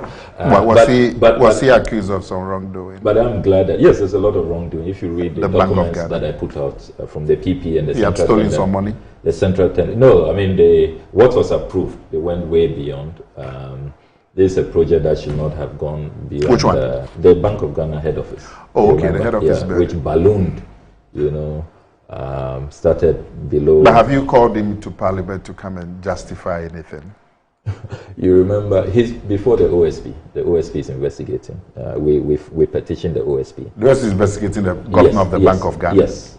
On the building? On the building, yes. I even have a date with the OSP. I told them to give me some little time. They were calling me in the midst of the floods, which I was... Why don't you summon the governor to Parliament to answer? You remember the last time we tried to summon him on the financial sector claim? He got his lawyers to write to Parliament that he is independent. He is not answerable to Parliament. No. That is why I am glad that one of the IMF conditionalities is a review of the Bank of Ghana law, because the IMF is saying that they've become an octopus so powerful, so imperial, and that they are not, answerable to anybody, and they've been on a frolic of their own for a long time. So I'm glad that they are drafting now amendments to the Bank of Ghana. But it's a bit strange. Yeah. No, they got their lawyers. You remember, Doc? It was listen, Benji Echel and it's a bit. I find it strange that you people in Parliament allowed it to go, if that's what came from the bank. Well, there was quite some fights and kicking, but anybody or any institution in this country that subsists on public funds comes under the purview of Parliament. Any institution, once you subsist on public funds, because Parliament is you are holding the nation's purse. When we say purse, I have a small purse here. That purse for Ghana is held by Parliament. That's why the finance minister has to go to Parliament and present the budget and ask you to allow him to spend, because you hold the purse. Of course, I also know that it's not every government official or anybody who subsists on the public purse who can appear before the bar of Parliament. But you have your other ways of getting them. If you want to, the Electoral Commission cannot appear, the Electoral Commissioner cannot appear before Parliament. But if you want the Electoral Commissioner, you have other ways of getting them. So I'm surprised that on these matters that you believe are big public interest, you get fobbed off by the lawyers. I mean, see how he even treated us when we went to present the petition after he called us hooligans. You're paying for the man's blood. You're paying for the man's blood, and you want him to receive you with open arms. Don't worry, his day he should still have received them. Doc, it's just because of the floods. I have tons of more revelations at the BOG, which we'll be putting out in the coming year. Now, Randy, and the extent of let me say that destruction will be brought. Samuel Kujeto, yes, over the past year in particular, all of us have been impressed by the kind of work that let me just do a small thing. The governor's refusal to appear, did he have to do with the financial sector cleanup? Yes, if my memory serves me right. Okay. Yeah, if my memory serves me right. I was just trying to he got his lawyers to write to. It says that he sent you a message? No, this is a report on the issue. Governor Addison explains why BOG declined Parliament's invitation. And it says Governor Bank of Ghana, Dr. Ernest Addison, has provided a detailed response to the reason the central bank will not be appearing before a parliamentary committee to answer a petition by some shareholders of the defunct UT Bank and Unibank. According to him, one of the major reasons is to allow the legal proceedings to flow smoothly, since some of the shareholders have already slowed the process with many countersuits. Speaking at the Ghana Chamber of Commerce and Industries Business Forum, Dr. Addison said, quote, running to Parliament to seek redress for the revocation of an institution's license is not one of the processes laid down under the law for those who feel aggrieved by a license revocation by the Bank of Ghana. There are already a number of actions filed in court and at arbitration by the same persons who ran to Parliament for cover up, and the Bank of Ghana's simple response to Parliament is respectfully to allow the pending legal processes to run the course. It says, indeed, sometime in September 2018, the 7th Parliament undertook a formal inquiry into the financial sector cleanup, the key factors that led to it, and the manner in which it was carried out, among other things, to appear before it and to answer specific questions aimed at assisting the committee to understand the events surrounding the cleanup exercise. The Bank of Ghana cooperated fully with the committee and provided all the necessary information to assist its members reach their own conclusions. He explained that the central bank had hoped the committee would have made available its report to Parliament and the public after deliberations, but nothing was heard, and it's called for public support and all that. So he's giving his reasons. So he didn't refuse to come to Parliament. He didn't come. No. But he had appeared, and he had, from what Randy is reading. No, he didn't appear. He's explaining why. I thought he said he appeared before the committee. He says that he's provided a detailed response to a reason the central bank will not be appearing before a parliamentary committee. They didn't appear. He says that running to Parliament to seek redress for the revocation of because he says that there's the matters are in court. It's not one of the processes laid down under the law for those who feel aggrieved. So he says that the matters are in court. Yeah. But then you said he also appeared. He says if you feel aggrieved, Parliament is nowhere to go. Yeah, but he says he appeared before the committee. Yeah, then he says that indeed, sometime in September 2018, the 7th Parliament undertook a formal inquiry into the financial sector cleanup, the key factors that led to it, and the manner in which it was carried out, among other things, to appear before it and to answer specific questions aimed at assisting the committee to understand the events surrounding the cleanup exercise.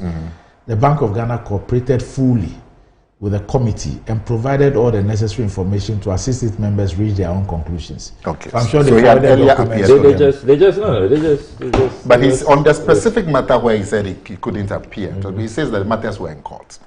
But like I'm saying, I mean, Sami Okujeto in the last 1 year, we've all admired the work that you have put in trying to shed some light on some of these matters which involve public funding and so on. And nobody can take it from you.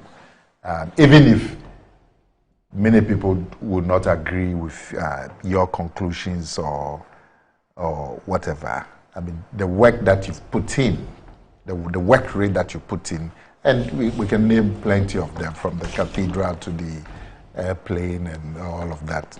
So you've done a lot of work, and you deserve commendation. You may make mistakes, but hey, if you don't try, if you don't try, you won't make any mistake. So I give you your due on that. But did you say that the Attorney General had refused to come to Parliament? No, I said he was supposed to respond to the Bulgarian embassy question on Monday, but we were told when it was time for question time, the majority leader told us that the Attorney General had called, had an emergency, so could not respond. He came later to do his estimates, but didn't respond to the questions. So those questions are in abeyance. Those questions have not been responded to. Okay, he's just sent me something that has a bearing on it. I didn't even notice that you had mentioned him directly. He just sent me. Well, the first one, he says that on the blue something. Yeah, the West Blue. The West Blue. Yeah. He said that it is never true that any payment was stopped, and that the finance ministry had at all material times refused to pay, and that there was never been a single letter to the Ghana revenue authorities authorizing them to pay. And that there's none. And that if there's such a letter written by the finance ministry authorizing payment on the West Blue thing, you should show it. That is none. Then he says that it is also not true that he said he will not attend to Parliament on a Monday. In fact, let me quote. He says, in fact, I was there and prepared to answer questions. they did not have time for me. Then he goes on to say, I actually moved the motion for my budget. And they adjourned my questions, including the Bulgarian embassy one, to yesterday. But I was not on the other paper. So, and then he said that you saw him there on Monday, and yes, he had his answers ready. So, the fact is that he came in late. The business that he refused to come and answer questions, I think he's trying to clarify. Yeah, but it was Parliament that didn't. But he's not being factual. No, when I was in the house. Yeah. When it was time for questioning, question time, he was not there, and we were told that he had an emergency. Indeed, I recall the majority leader said an emergency to do with UGMC. So I'm glad he's watching UGMC. But he says that he says you saw him there. Yes, he came, and you even saw him with his answers ready. I've said he came later, but he worked on his estimates. He moved a motion for his estimates, which was approved by the House. He did not respond to the questions. No, but he says that on that Monday, he had his answers ready. Yeah, but they have not been Parliament. Well, if Parliament couldn't make space for him, that's a different thing from saying that he did not appear. He should let us know if what the majority leader told us, that he has an emergency at UGMC and that he will come later in the day. So he came later in the day. So he came later in the day. And the questions time was over. Questions time was over. We had moved on. I mean, now did you also program him for yesterday? That's a matter that leadership and the speaker will have to speak to. I wasn't informed to hold myself in readiness to ask those questions yesterday. So I don't know if he was programmed for yesterday. Leadership can speak to that. But let me also add that I put out copious documents. Now, one second, let me just from finish. the finance ministry. Let me just finish what he says. That piling pressure on GRA on the matter to do with the West Blue issue. Finance minister has what? The finance ministry consistently piled pressure on GRA to make payments. Really? Yes. He says there's none. I put out those documents. I'm surprised. You have a document from the finance ministry asking GRA to pay? Yes. I put those documents. Really? I'll share them. You have them on your phone? I mean, viewers know, Ghanaians saw them. You have them on your phone? It's on my social media handles. No, because the Attorney General is categorically denying. He says that, and let me quote him again, it is never true. He himself, as Attorney General, why is he refusing to admit that he himself recommended payment? Why is he not speaking to that? No. He himself, the Attorney General. He says that is not true. He himself, as Attorney General, I put out documents to that effect. He himself recommended payment. Yes. That was his opinion on the matter, his advice to government. You remember, Doc? Well, I put all of those in. And it is on the basis of that Gabi Ochidakum has gone to court. You remember in Gabi's response to me, he thanked me that they had been looking for the Attorney General's advice. That now that they know that the Attorney General's advice is in their favor, they are proceeding to court with that. And he thanked me profusely. He as Attorney General. So, I mean, what's he saying? Okay, what he had said on this matter, and let me. He says that I rather had given an opinion on the true and proper interpretation of a provision in the West Blue contract, which they signed. It is just like the GPGC. What is it? GNGPC. It says GPGC. No, GPGC. What is that one? That's the Trafigura guy. The one that they abrogated. That they started paying. They should pay about $170 million. Okay, he says that it is just like the 230.5 million cedis has been paid. Okay, it is just like the GPGC contract, which they signed and contained onerous provisions, making the company entitled to so much payment in the event of a termination. But Ministry of Finance had actually disputed the payment to West Blue and never written a single letter to GRA authorizing payment. But you say you have he's admitting that he. But you are saying that they're aging to bring GCGPC or whatever it is.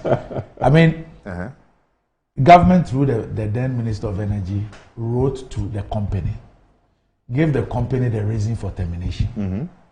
Which company is that? Is an energy provider? That is what played out at the arbitration. Oh, that's what we're discussing last week. Yes, that's what played out there. Okay. Yeah. Okay. Government wrote to them, and government gave a reason why it was terminating. The Bochan Jaco thing. Yes. Okay. All right. So, Sammy, are you saying that there's actually been authorization from Ministry GRA? I chose my words carefully. I said from Ministry of Finance to GRA. Yes. To pay.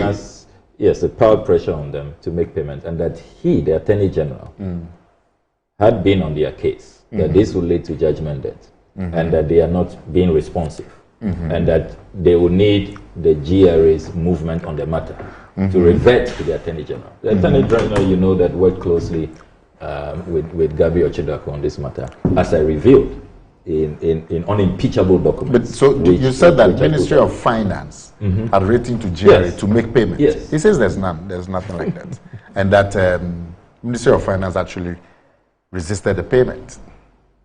Anyway, I mean, if you have it, you can show all those documents. I mean, but like I'm saying, viewers can go on my social like I'm media. saying, hey, even if you didn't get it, I'm happy. I'm happy that the AG is watching, is providing information. It helps. Yeah, but even if it's not strictly right, your work rate in chasing these issues and bringing them out to the public is good. And if every MP could be doing a lot of this investigative work, our democracy will be better. Now, Parliament itself, I've not been very happy with Parliament.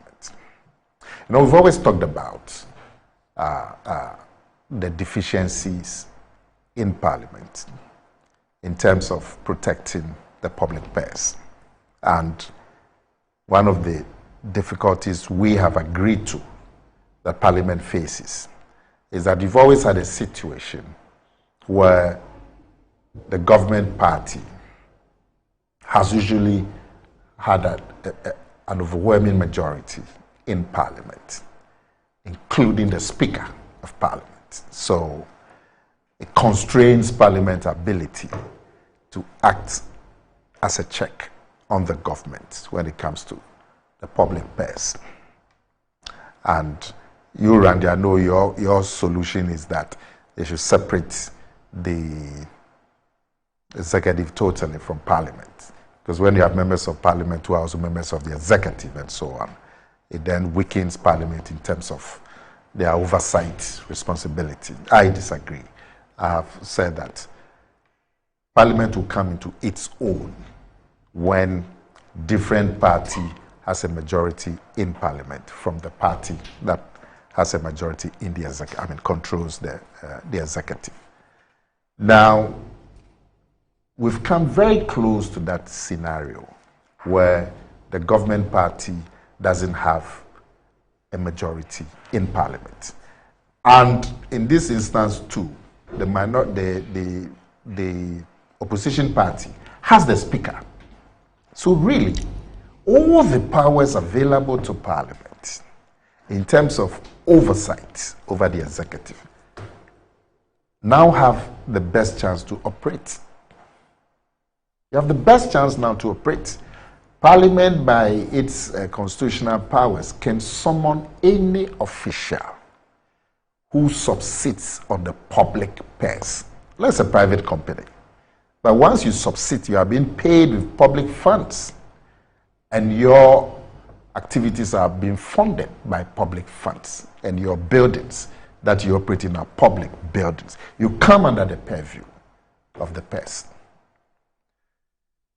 You may not be able to appear before the bar of Parliament. It's only ministers who can. But you can appear, you can be summoned before a committee. You can even be summoned to a closed session of Parliament. And this business of public officials writing to Parliament to tell them, I don't agree, I will not come, or there's some court action and so on. They may even have genuine reasons, but they have to go and make that argument in Parliament, on the floor. So if you summoned me to come to talk about something about public transport and all of that, and I believe there are genuine reasons why I should not be summoned, that it should be somebody else, I can't write to you. You have to go to Parliament and argue it out. So, you, ladies and gentlemen, they should be looking at this and assert the power of Parliament. This is the best chance that you have. You have a hung Parliament, so the government party hasn't got a majority. And you have the Speaker, who embodies the power of Parliament. He's number 2 or something. He's promoted himself to number 2 the last time I heard. So really, so I'm not too happy with the performance of Parliament. Sambi Kujete himself has played a role in this business. There was one particular matter involving the public accounts where he thought there was some ill dealings going on. And Appointments committee. Appointments committee. He just quietly came and sat here and said he won't go to the committee again. And you shielded him. Then that also weakens Parliament, because light that could have been shared on an issue that would be of public interest has been lost. Doc, so I have. I'm going to ignore Nana's provocation. I've started retrieving from my archives the documents. Nana, if you check we acknowledge it. Somebody talks, you say that one is provocation. No, I'm not going to discuss Appointments Committee. If you check your phone, I've just forwarded the documents to you. So the first one is the 16th December 2022 opinion of the Attorney General, signed by the Attorney General himself, Godfrey Yeboah-Dame. And if you come to pages 6 and 7, opinion, upon an examination of all the facts and circumstances of the matter, it is our opinion that 1, West Blue is entitled to 0.35% of the final invoice of the CIF in imports processed under the NSW. I'm sure that's National Single Window contract. In that regard, GRA and the Ministry of Finance need to reconcile the amounts claimed by West Blue to the contractual entitlements in order to determine the specific amount due West Blue. 2, in order to save the state substantial amounts of money, GRA, Ministry of Finance, and West Blue are asked to negotiate the outstanding amount claimed by West Blue to arrive at a figure that is fair and equitable so as to bring closure to the matter. 3, following a value for money audit report, Ministry of Finance has decided to apply a new contract price of 0.28% to outstanding monthly payments. Accordingly, Ministry of Finance and GRA are urged to use this as a guide in negotiations with West Blue. Accept the assurances of my highest esteem. Signed, Godfrey Yeboah-Dame, the Attorney General and Minister for Justice. So this is the Attorney General. No, he has said so. I read it to you. Yes. Listen to what he said. No, he's admitted. Listen, he said, I had rather given an opinion on the true and proper interpretation of the contract you people signed with West Blue, that going strictly by that contract. Yeah, so why is he trying to create the impression that there was no attempt by government to make payment and that I haven't saved the public purse? No, but this is the opinion of the Attorney General. Yes. But the Ministry of Finance... And he wrote thrice. I have all those letters to the Ministry of Finance. The Ministry of Finance has never... So based on these letters, don't worry, I'm in my archives. So you have the Ministry of Finance. The Ministry of Finance then writes to GRA that, hey, you are delayed. The Attorney General says there's going to be... You have that letter? Because it's denied there's I put it out. I put it out. So talking about the governor appearing before... Okay, go on. Yes. So look, I am glad in all good conscience, in my heart of hearts, that the work we do is really helpful to the country. We are saving this country billions, I must say, of Ghana cedis. And really that is what the whole essence of checks and balances is about. The whole Montesquieu doctrine is to make sure that you don't have one arm, also powerful and running amok and doing whatever they want. And that all the other arms should, be strong.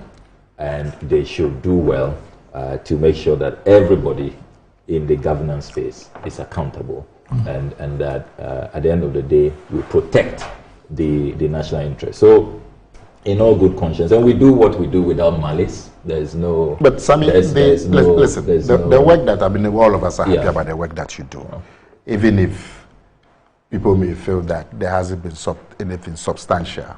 It's still a lot of work. Many MPs just go there and just are part of the literally furniture. So when you get an activist MP, it is very good for our democracy.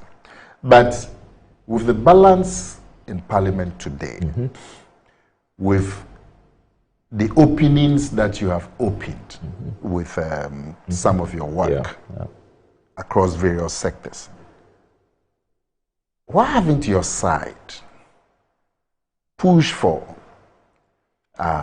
ventilation of these matters on the floor? Because there's a lot of political advantage that your side can get. And if I was in NPP and in Parliament, and some of these things indicate some bad treatment of the public purse, as a party, it has to be taken up seriously. And it's been left to just you, literally, coming up with results of your investigations and playing out on the media on Good Morning Ghana. And then that's it. Well, Nana, I think that the jury is still out there on this hung parliament. To be honest with you, I also, like many Ghanaians, had very high expectation with the very competitive numbers. But I think that the hung parliament has rather exposed the ills about our democracy, the fault lines. I mean, look at what happened yesterday, for example. So the first deputy speaker is in the chair. He notices that the budget for the finance ministry will not be approved. The nays have it because our side in the House was more than our colleagues on the majority side of the aisle. Then he immediately suspends it, And as the House is on suspension, the House is hurriedly reconvened, and they see that a lot of our colleagues have not returned because really the House was suspended for an hour. In less than an hour, I think about 30 minutes time, the Speaker arrives, reconvenes the House, and then despite all the hue and cry, all the atrocities, quote and unquote, that we raise about the finance ministry's budget, and this is the ministry superintending this whole SML scandal, it is approved. I mean, take for example the budget. So when they noticed that they didn't have the numbers, then they stage a walkout. The matter is left hanging. We waited for a whole week for everybody on the majority side to return, even those who were on their hospital beds and all of that to return. When they were comfortable, they had the number. The question was now put. So honestly, we are getting disillusioned. I mean, about, you see, the kind of, hope, the belief that we had that this hung parliament will redefine our democracy and will serve the national interest. It's not being met. I mean, you take, for example, the e-levy passage. We have gone to the Supreme Court that, look, if the 2021 budget could not be approved because 137 MPs could not form a quorum, the Supreme Court says a quorum is 138. How could an inferior number of 136 approve the e-levy? And based on the Abdullahi case, we go back to the Supreme Court. It's been pending, put at the back burner. So even our decisions, there's no consistency. Sometimes when people are walking out, the Speaker will still put a question, and the matter is determined. Other times people are walking out, the question is not put. So I think that we should, after 3 years of this going into our last year, we really should carry out an introspection. We should acknowledge that, as Nana Komia has said, there are many people out there like him, and they are the people we represent. They are our employers. They have sent us to Parliament. There is growing concern that the hung parliament has not lived up to expectation. There's a lot of hanky-panky, a lot of, drama, there's no consistency with even the decisions of the House and all of that. And I think that we should be more up and doing, all of us. And I do this not to indict colleagues. It includes me, all of us as a house. We really must look within and do things differently. I think that we have 1 year to rewrite. If not, we may go into infamy as the parliament, this 8th parliament that had so much promise, that had so much opportunity, competitive numbers. I concede that we were not given majority. Even that majority of 1, we were not given. They have the majority, and that even brings up the issue of this whole business of an independent MP who decides that he will permanently work with one side. Is it really right? Is that what the framers of the Constitution, anticipated when they talked about independent candidates, and that when you cross the aisle, you lose your seat? There should be, by-election and all of that. I think that somebody should even be testing that at the Supreme Court. I've considered it seriously. I don't mind on a case-by-case basis, but you come in as an independent candidate, and then you decide that permanently you are just going to work with one side. I recall that Samia didn't do that. She really maintained her independence, and on a case-by-case basis, depending on what was at stake. She even raised the issue with how it is structured. Yeah. Where you would have to sit either to this side or that side. It is not structured in such a way that even the sitting arrangement will reflect your independence. Exactly. But listen, she really wanted to assert independence. And I think that I have enormous respect for the Deputy Speaker, but he also lost an opportunity to really make history and be, who told you that he was interested in making that history? The person who will have really shaped. Have you taken the chances to make history? Now the rules of parliament. Let's take a break. Let's take a break. Let's take a break. Yes, Kweku reminds us on the Bank of Ghana appearing for Parliament thing. It says there was a rare occasion when an exception was allowed. I recall Governor Akwa appeared before the Bar of Parliament to answer questions on the cost of the redenomination of the city during the Kufuor administration. Yes, the Kufuor administration. Yeah. We're back shortly.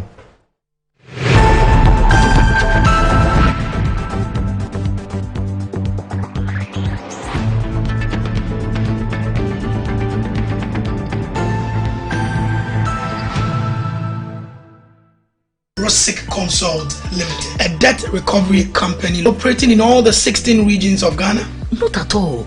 Mr. Mpadu, all you need to do is to contact them on their customer service line.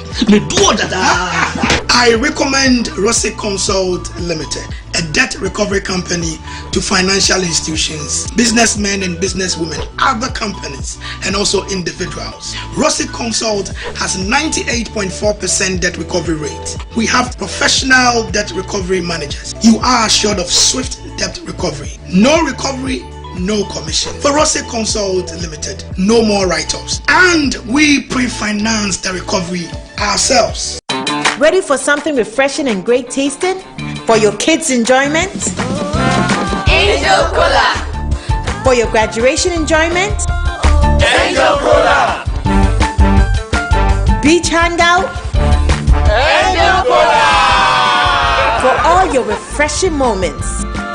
Angel Cola. For your parties, get-togethers, events, and celebrations, enjoy a chilled bottle of Angel Cola. Radio Grandma, today is your day. Over to you. Thank you. Enjoyment Cola. Angel Cola. The Enjoyment Cola. Enjoy all your moments and fun time with Angel Cola. This advert is FDA approved.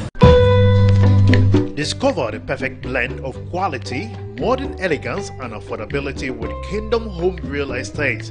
At Kingdom Home Real Estate, we cater to both local and international clients, offering exceptional housing options in Ebri and Ekropon. Our properties are conveniently located, providing a tranquil atmosphere, top-notch security, and essential amenities such as electricity, water, and backup generators. Our strategic locations offer easy access to popular tourist destinations, all within a 30-minute drive from Accra. Visit us in Ekropon right after the Latte Junction, or in Ebri near the Ebri Girls Senior High School. Alternatively, you can reach us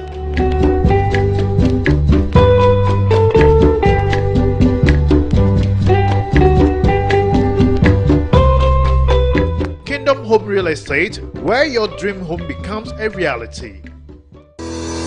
Enjoy the fruits of your labor, they say. But as humans, aging and physical infirmity stands our way of enjoying our mansions and homes. It often becomes challenging, if not impossible, to use our stairways day in, day out. With portable American pneumatic vacuum elevators, PVs, you are assured of unlimited enjoyment of your mansions and homes. It's a self-supported elevator for vertical movement of humans and goods at homes and offices. The original comes in 3 custom-made models with wheelchair accessibility. Call it luxury, but it's a necessary imperative for vertical mobility. Do not let aging or infirmity limit you. Get one for your easy vertical mobility at home. It's affordable and can be installed in just 3 days without modification to your existing building. It's however easier to incorporate it at the construction stage. We also have traditional Fuji elevators and escalators for your high-rise buildings and malls. Visit Lifts and Elevators Company Limited at Sakumono for your elevators nationwide. For free consultation to call or WhatsApp us on 0200-535-515. Lifts and Elevators, the elevator people.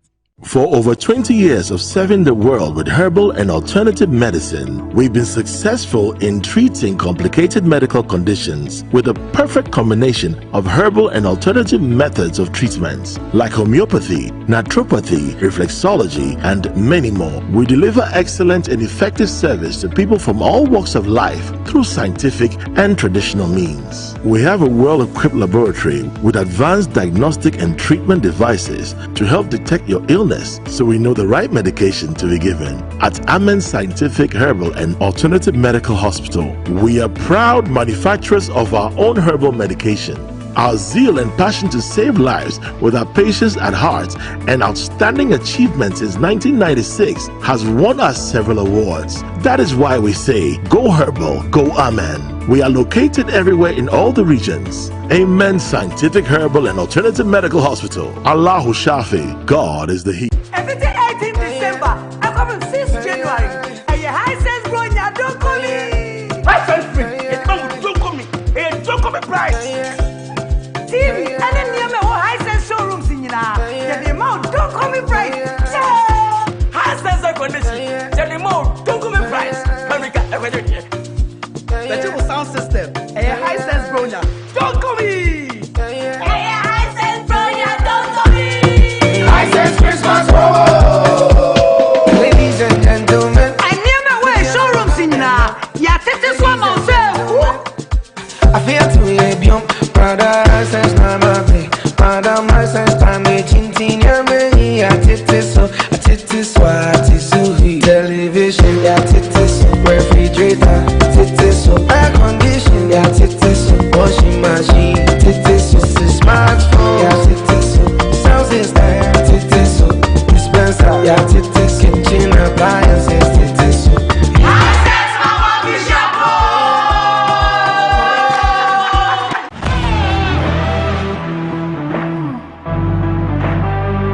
Biggest car center in Ghana, offering unparalleled round-the-clock service in autos and accessories. Nadam Autofix is the biggest distributors of used tires in Ghana, offering first-grade second-hand car tires of all rim sizes at both wholesale and retail prices. We are also the leading name in car sensor diagnostics, corrections and sales of car accessories. We excel in car washing and detailing with state-of-the-art steam engine washing machines that keep water away from your engine, ensuring a clean, healthy and responsive engine. Nadam Autofix, the first name in servicing, car accessories and car washing. Visit us today and experience the world of class difference. Find us today at Asoridaho, directly opposite Dansoman KFC and the Shell filling station. For more details, you can call us on 0503 244 266 or 0535 339823. Nado Motor Fix. Wukwainso Nyonko Papa.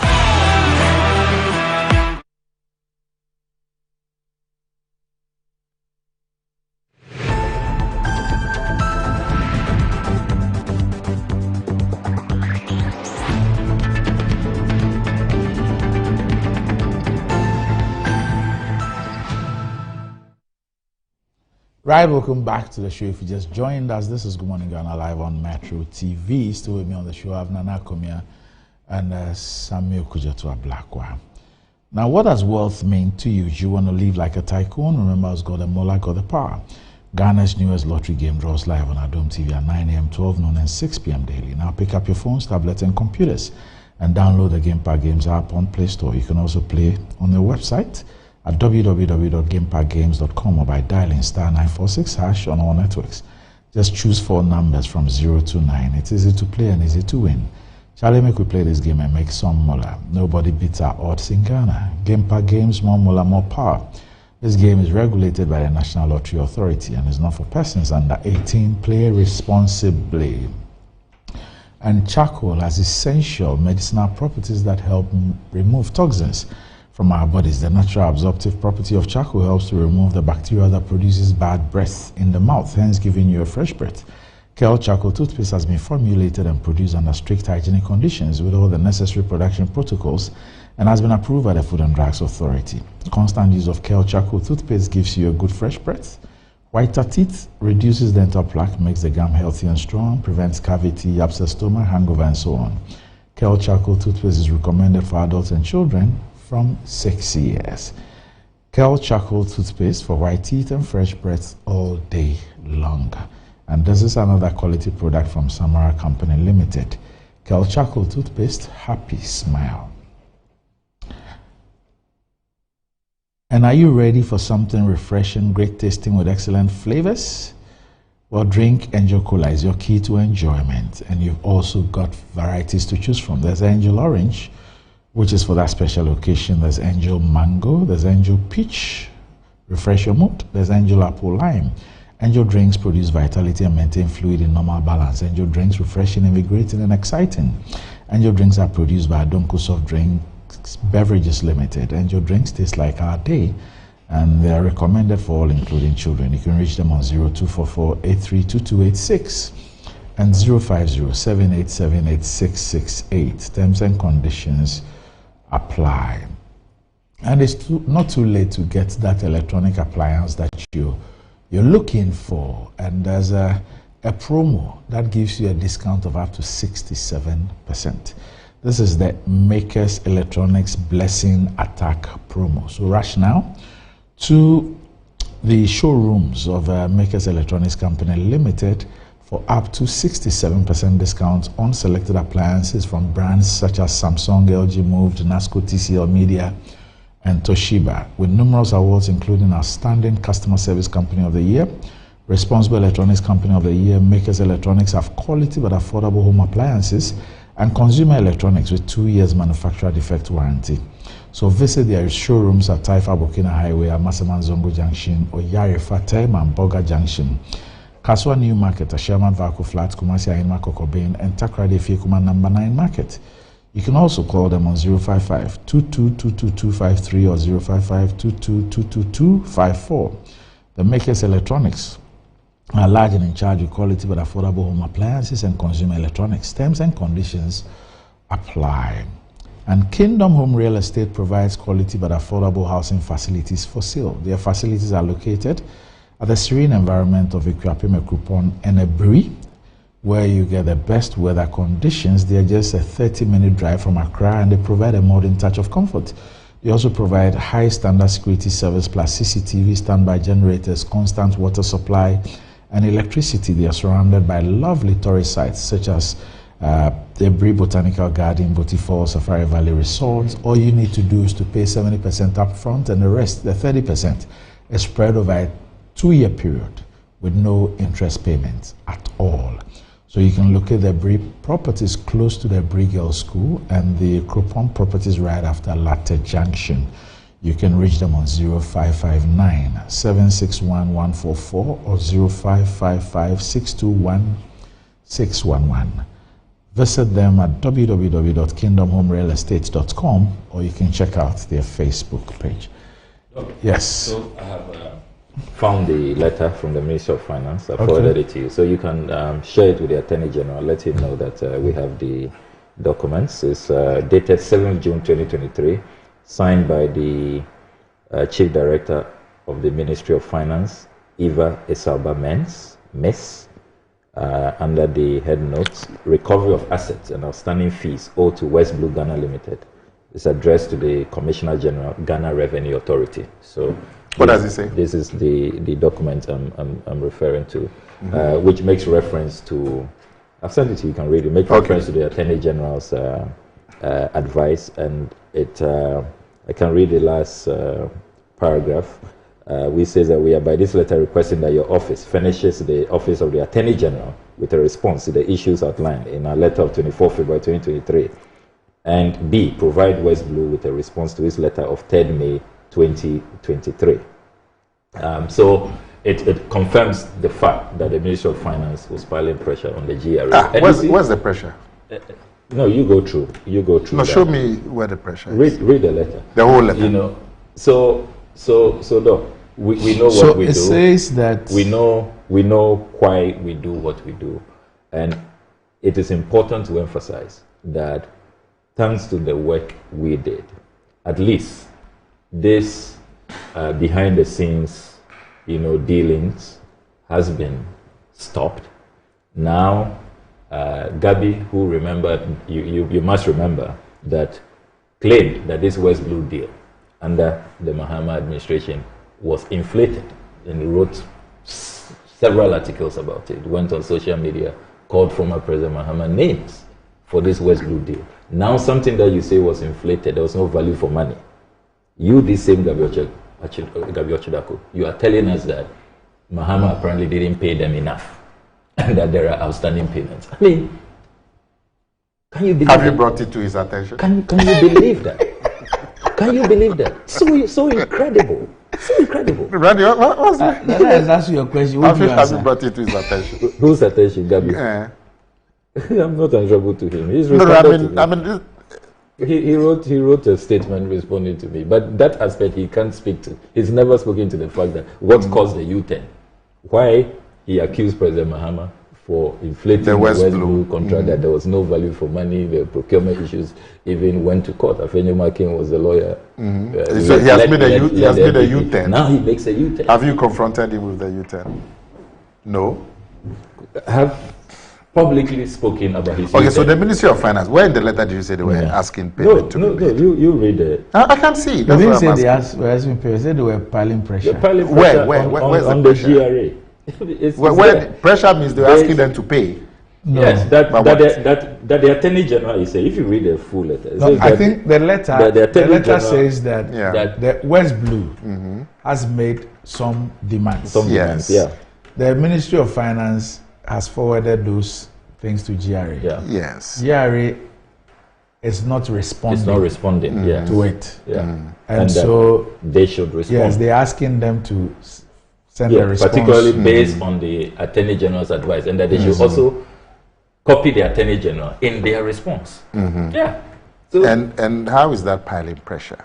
So it's what this was that they should go and have tea. Listen. Somebody petitions the Ministry of Finance that they are due some monies from Ghana Revenue Authority. The Ministry of Finance forwards the letter to GRA, Ghana Revenue Authority, for their comments. How is that piling pressure? Let me just read. No, show me. So this is from the Ministry of Finance to the because the letter mail is asking for information. So we get those letters all the time. I thought you would read, but you, okay, let me just I just want to be. So recovery of assets and outstanding fees owed to West Blue Ghana Limited. We refer to a letter dated 24 February 2023, copy enclosed as Appendix 1, requesting that you submit to the Office of the Attorney General your response to issues raised by West Blue on the interpretation of the computation formulation used in payment of services rendered under the National Single Window Contract. 2. To date, no response has been received from your office. The African Legal Associates, Counsel for West Blue, that's Gabi Ochida, in a letter dated 3rd May 2023, copy enclosed as Appendix 2, addressed to the chairman of the GRA board and copied to this ministry, have indicated their intention to serve notice on GRA that should GRA fail to respond to their letter or take meaningful steps towards an amicable settlement of their claims within 6 weeks of receipt, they shall proceed to enforce its rights in a court of competent jurisdiction. Africa Legal Associates in its letter of 3rd May asserts that GRA and Ministry of Finance failure to provide response and evidence to support GOG's position that no arrears are owed to West Blue demonstrate that no such justification or evidence exists to deny their client of his legitimate claim. Allah further states that it had a mutual understanding with GRA that GRA will provide to them a copy of the Attorney General's legal opinion on the interpretation of Clause 13.1 of the National Single Window Contract. West Blue states that the Ministry of Finance and GRA have failed or refused to advise on the opinion delivered by the AG. Lastly, Allah states that various assets belonging to his client have been withheld by GRA with an estimated value of $425,000. They aver that all previous requests and demands to recover these assets have been blatantly disregarded by GRA without lawful justification. We are by this letter requesting that your office furnishes the Office of the Attorney General with a response to the issues in our letter of 24 February 2023, and B, provide West Blue with a response to its letter of 3rd May 2023. We count on your usual cooperation. This is signed by Eva Esalbami. And how is this? Where is the pressure that the on GRA is not responding, that they should respond, that the Africa Legal Associate Gabi Ochidaku, the Attorney General, Sami, it's so obvious. You are the only one refusing to see one second. Sami, I have already told you. What is so glaring? What is glaring? I have already told you that this work that you do is good, but we can also interrogate it in an attempt to make it better because of the public interest. This letter that you have read, Ministry of Finance, they superintend Ghana Revenue Authority. Somebody is making a claim against Ghana Revenue Authority that on the interpretation of the contract, they are supposed to be paid some money by Ghana Revenue Authority. So this service provider writes to Ministry of Finance with all kinds of justification. Ministry of Finance forwards the concerns to Ghana Revenue Authority to respond. How is that piling pressure on Ghana Revenue Authority? These things happen every day. Listen, when I was working at Ministry of Information, President Kufuor set up this Office of Accountability. You remember? It was a big issue. And appointed Mrs. Sai Kofi. No, Mrs. Chinyasi. No. Chinyasi was the something. But Mrs. Oboshi Sai Kofi's mother, so Mrs. Sai Kofi, as the Office of Accountability. There was an issue about information vans, and the traditional supplies of information vans were Land Rover, we used to use from Kwame Nkrumah's days. The monies approved was quite limited. If we did Land Rover, it could buy maybe 6 or 7 vans. When the request came, I forwarded everything to Ghana Supply Commission to handle the procurement and make a recommendation. The recommendation from Ghana Supply Commission was that technically, Land Rovers, in terms of going by the terms of the bid, Land Rover was ahead. The other bidder had not paid the bid sum, some $200 or so. That was the only. But when you looked at, so the recommendation from Ghana Supply Commission was that technically Land Rover had won the bid to supply the cinema funds. But when you look at the pricing from Mitsubishi, we could buy 3 more additional vans if we took Land Rover. You went and met those vans. So, in terms of value for money, Mitsubishi was giving us much more value. We were going to buy 3 extra vans. They were quoting $25,000, if I remember, and Land Rover's got like over $40,000. So, Supply Commission made a recommendation to me as minister. I called Mitsubishi and I said, can you give us a guarantee? Because the problem now is the quality. And they said, look, we can give you a guarantee of 3 years, which was better than what guarantee Land Rover was giving us. So I opted for Mitsubishi. A report was made to the Office of Accountability that a company had won the contract. They'd been recommended by Ghana Supply Commission. I had refused and gone behind them to choose another company. Office of Accountability was alarmed because then they supplied them with a letter from Ghana Supply Commission. That is their recommendation. They've recommended Land Rover. The minister had gone to change it and so on. She was alarmed. So she wrote me a very strong letter asking for a response with quickly and blah, blah, blah, and all of that. So I went to my chief director. And when we explained the issues to her and the put together, and the fact that these people were giving us a guarantee for their vehicles, which was even better than Land Rover. As soon as we finished, he said, young man, go.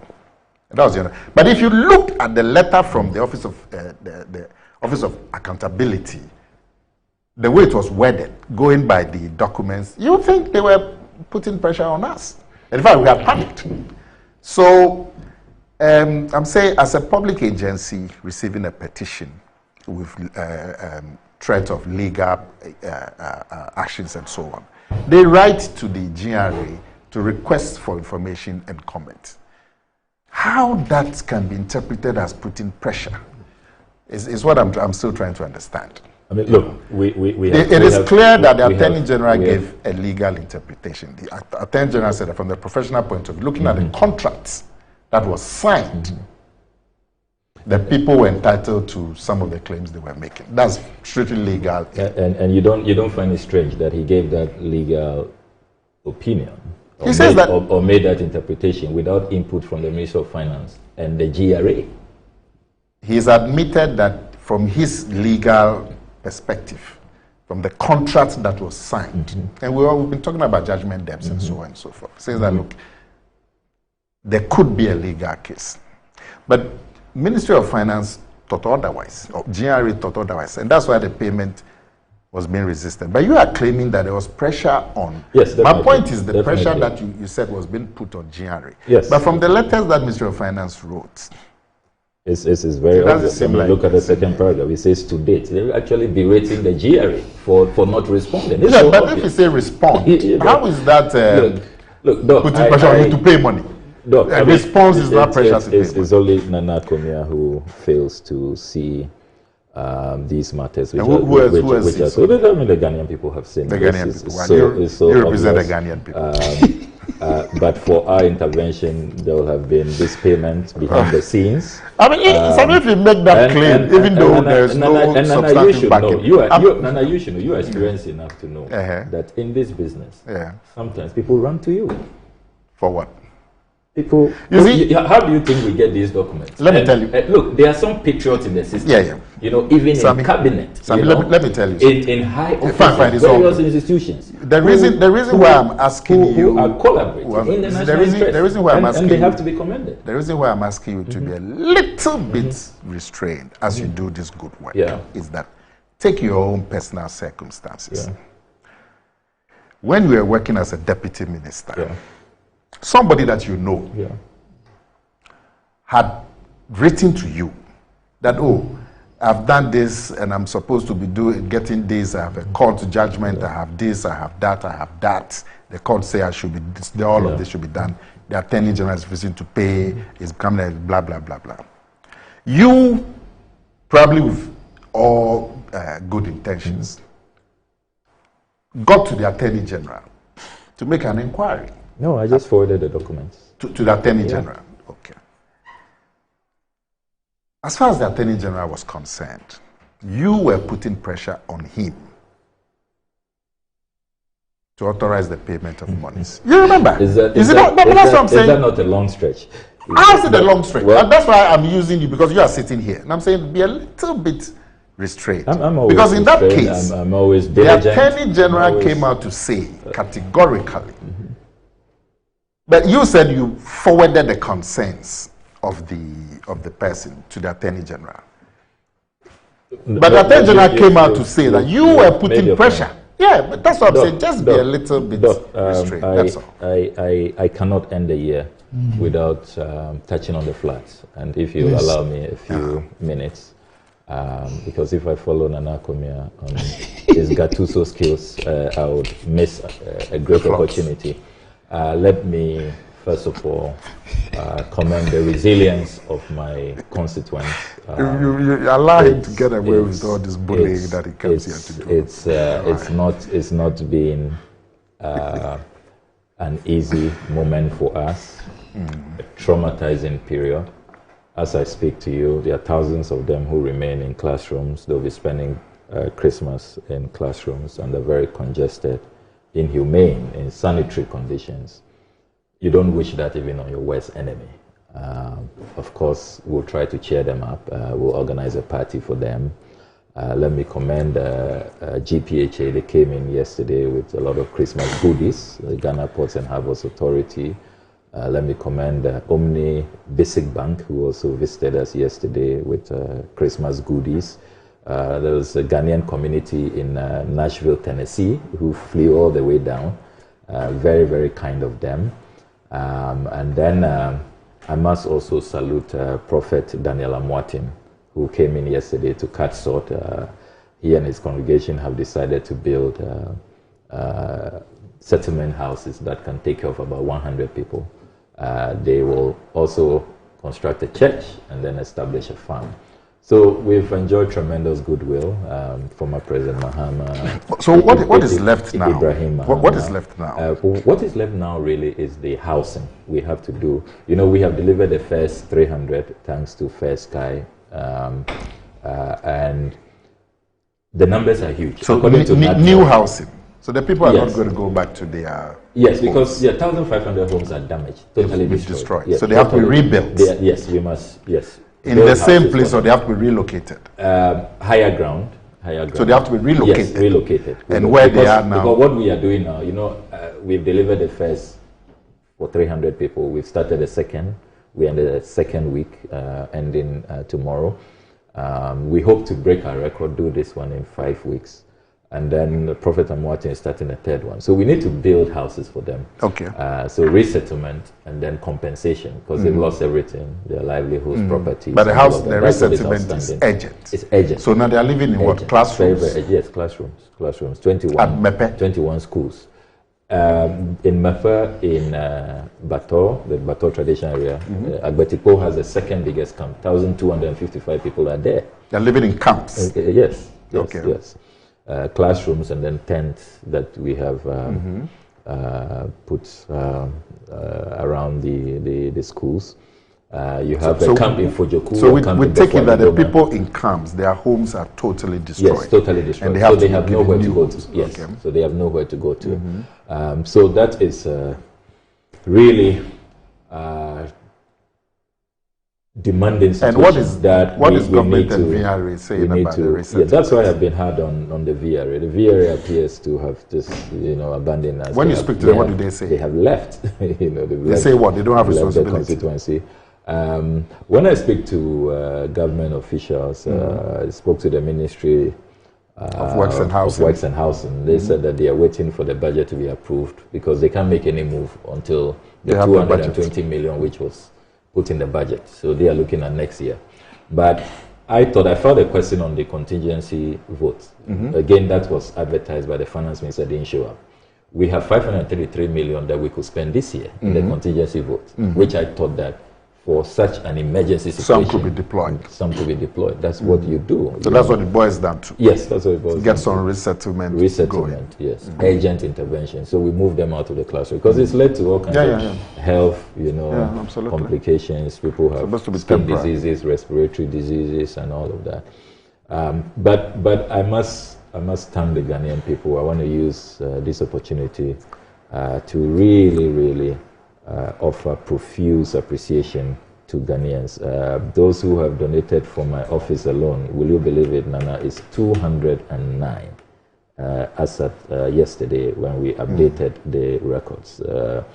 The chief imam, the Yana. Has Randy donated?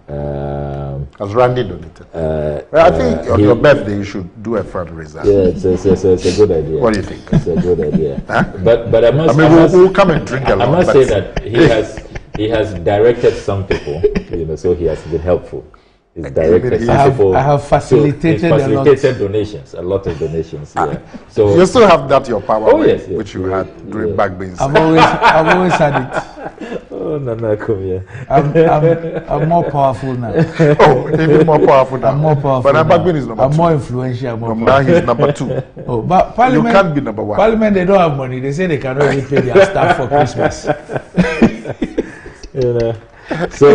So Doc, I'll give you the full list so that we run through the Christian Council of Ghana, Toby Afede, the Tanker Owners Union, BKQ Foundation, Rafimex, Church of Jesus Christ of Latter-day Saints, Passion Airlines, Global Evangelical Church, Go-Cars Pharmaceuticals, Atlantic Pharmaceuticals, Revolti Ghana, the First Sky Group, Kelmet Pharmaceuticals, Ghana Medical Association, Ghana Registered Nurses and Midwives Association, Gamma and Gamma Associates, EP Church, Maranatha Church, University of Health and Allied Sciences, Methodist University of Ghana, McDown Foundation, Nero Water, Fela McCaffrey, Trailblazer, Tacos Kitchen, Nash Oko,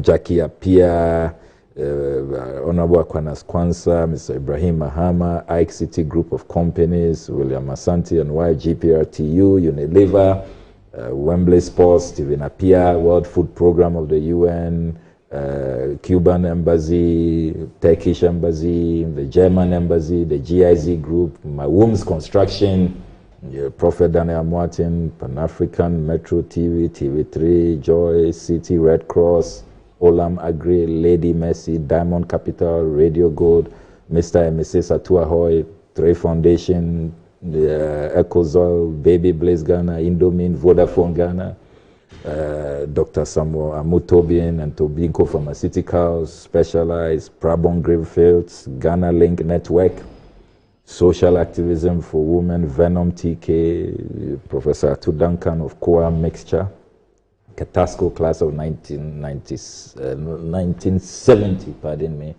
Mrs. Vivian Sena Jinasari, Flora Tissues, Reverend Eastwood Anaba, Dr. Ntiamwa, Nanama McBrown, Prosper Game, the Central Group, Anide Foundation, Mensa Global, Donaton Organization, Shinefield Ghana, Bridge Facilities Management, the NDC headquarters and national executives, the NDC various constituencies, Medina, Oniado, Sege, and so many of them.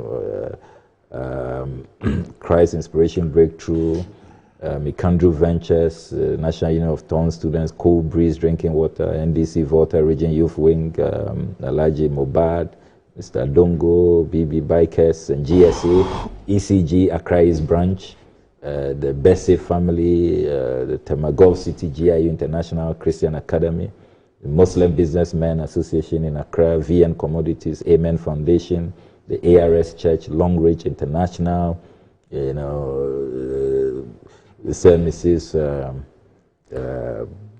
Michael Vedome and family, the 10th Divisional Council, Adansi Travels, the Indonesia Consular General, the Qatar Charity, Freedom Jacob Caesar, Cheddar of the New Africa Foundation, Resurrection Power, New Generation Church, Assemblies of God, Seventh-day Adventists, the Zonda group of companies, GBC, Ghana Post, Dr. Elizabeth Amwa, the NDC Disability Forum, Uriel Impact Generation, the JEA Mills Memorial Heritage, Dr. Valerie Sawyer, the Thursday Group, Senor Jose Larigi Agem, Mr. Felix Ado, the Cuban Trained Doctors, Avema Empowerment Club, Rolida Ghana Limited, Omtel Global Limited, Madame Julie Jifa, NDC Whole Central Constituency, Our Planet, Our Future Foundation, Mr. and Mrs. John Dumelo, Esinam Afisiade, Emmanuel Kojo Jones Mensa, Stephen Odatefio,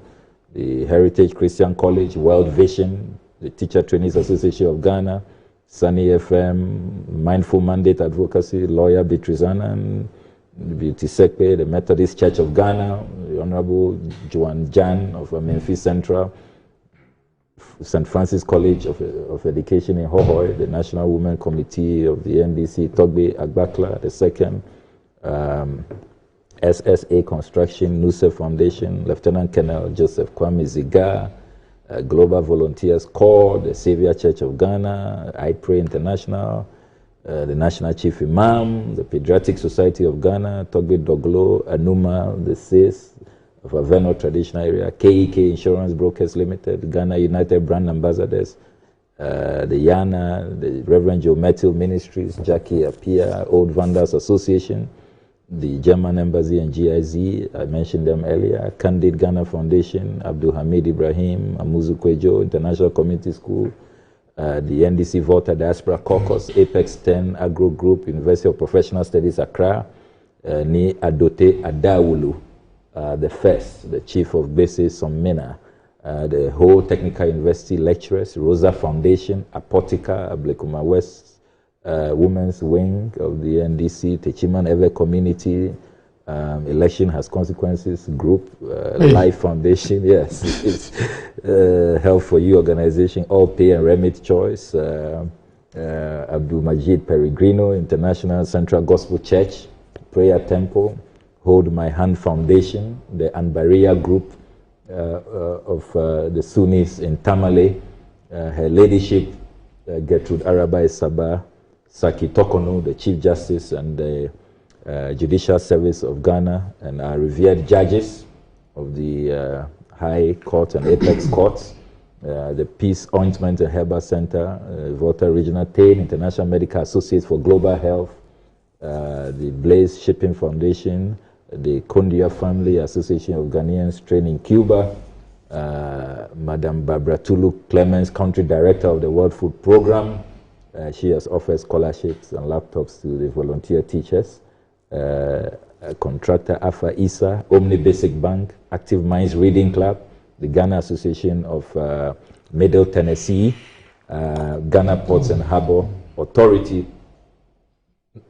Doc, it's been an outpouring of compassion, and we thank Ghanaians very, very much from the bottom of our hearts. We wish all of them a Merry Christmas. And please remember us, we are receiving cement, iron rods, roofing sheets, wood. If you are a mason, if you are a plumber, please, you can volunteer. Help us to build more houses for our people. Okay. All right. Thank you. All right, so Nana hasn't donated. I must place on record. No, I must donate through official. Okay. Official.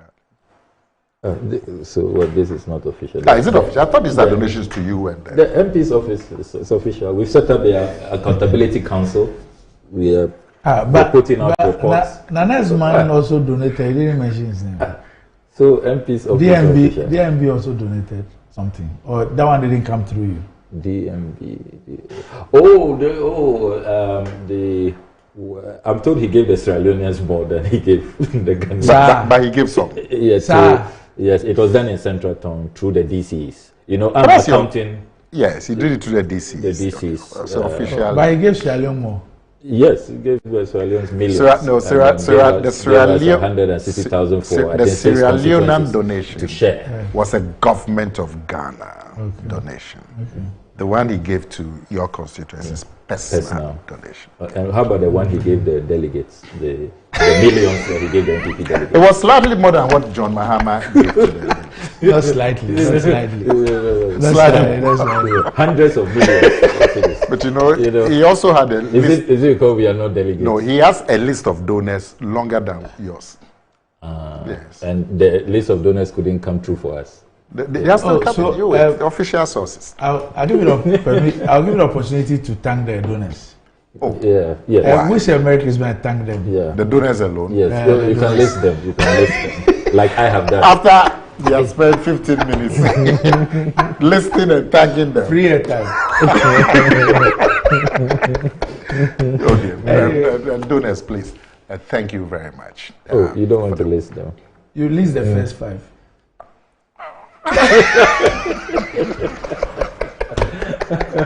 This is more difficult. All hell will break loose. This is more difficult than mental. Some donors can be disclosed, others cannot. So, your station, where are our hampers? Or you want to do the silent? Annie has them. You want to do the silent one? No, Annie has. But bring them so. Annie has some serious, because of accountability. She has some serious goodies for you. No, because of accountability. Yes. Bring them here. I recall that Professor Mills stressed. Lajan, what did Akufo say? Yeah, this is what I'm saying. Are you good? Are you good? So I was asking you if you were going by the noiseless. No, now he's defying the pressure. He wants some noise. Oh, I have to ask you. Are you people going to go by the noise-free? You know, we should withhold his until he donates to Northtown. I'm going to go on that campaign. But she will donate on behalf of Bosch. Yeah, I mean, I'm saying Bosch that I would through the official. Then you have told me that your office is official. It's official, yes. Why? But no, Sammy. If you don't disclose the donors, he won't accept your official because he want to know the source. Exactly. When he, because the list he showed, did he? Interesting. Doc. I had to distance refuse myself from something. I refuse. Some of these companies have been pursuing. I thought that this was an opportunity to do what? Yeah. Okay. So I said no. To cross to the other side of the aisle. Can you imagine how it would look if it's West Blue No, I'm not mentioning them, but I beg you. Please keep it. I don't want to be. I don't mind if you go directly and take care of the people. But I don't want to be part of it. I beg you. West Blue. I don't want to know. I haven't mentioned any. You don't eat pork, but you drink pork. I don't even want to smell the pork soup. So that is, Merry Christmas. And I wish you a prosperous 2024. Many happy returns. And thank you so very much for being an integral part of the show for this year. I'm rushing to the construction ambassador's carol service of the I'll first also be group. there. I'll also be there. Yeah. So thank you, and thanks to all of you, our viewers. Thank you on all our platforms. Without you, there's no GMG. So thank you so very much. And also a big thank you to the board and the management of this company, the production team, led by Annie, and all my people here, all those who play a role. Thank you so very much. I'm extremely grateful for all the great things that you've done, especially those who started this show with us, who held the fort, those who joined midway, those who've been with us through and through, those who are with us now and continue to play a role. I'm so grateful. Our sponsors, and all those who spend money as far as this show is concerned, we thank you. And next year will be a much better year. We'll give you a lot more eyeballs, and we'll also give you greater value as far as your business with us is concerned. Just to inform you that you will still be watching Good Morning Ghana. They'll try and they'll bring you. We're going to bring you some of the best shows that you watched, and so you'll be able to watch all those shows throughout the Christmas until we return early next year with the live programs. So Merry Christmas to all of you. And there are very, very exciting programs on Metro TV, coming up on Metro TV, on Original TV, and of course on Original 91.9 FM. There are new programs also coming up. So please, there's a lot to watch as far as Ignite Media is concerned on Metro TV, on Original TV, on Original 91.9 FM. So spend this Christmas and the New Year with us, and you would love that you indeed kept your channels and your dials on Metro TV, on Original TV, and on Original 91.9 FM. Merry Christmas, happy New Year to all of you. Up next is the last man standing. Where is he? He's here. Okay. Desi the star boy. He'll give us a benediction.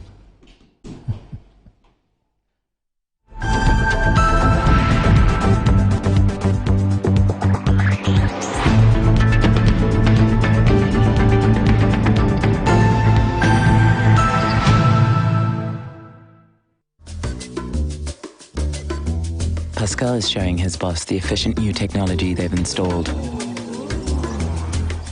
She is pleased, but now she's asking, why is that still there? Fiscal explains that he hired a security guard to protect the data shed. The boss is not so pleased anymore.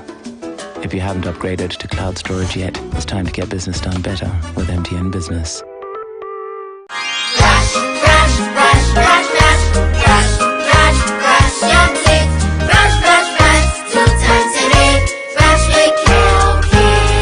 Hello, my friends. My name is Calkit Toothpaste. Wow. I was made to be gentle on your gum, but protected. I will protect your teeth from cavity, make your teeth whiter, stronger, keep your mouth fresh all day. And best of all, I'm strawberry flavored. So put on a smile and try me. That's amazing. Just try me. That's my job. If you say so, jump on my brush. Makes your teeth stronger, chicky whiter, chicky stronger. Yay! You did it! I'm glad you like your new toothpaste. Don't forget to brush both day and night. Calkits. Happy smile.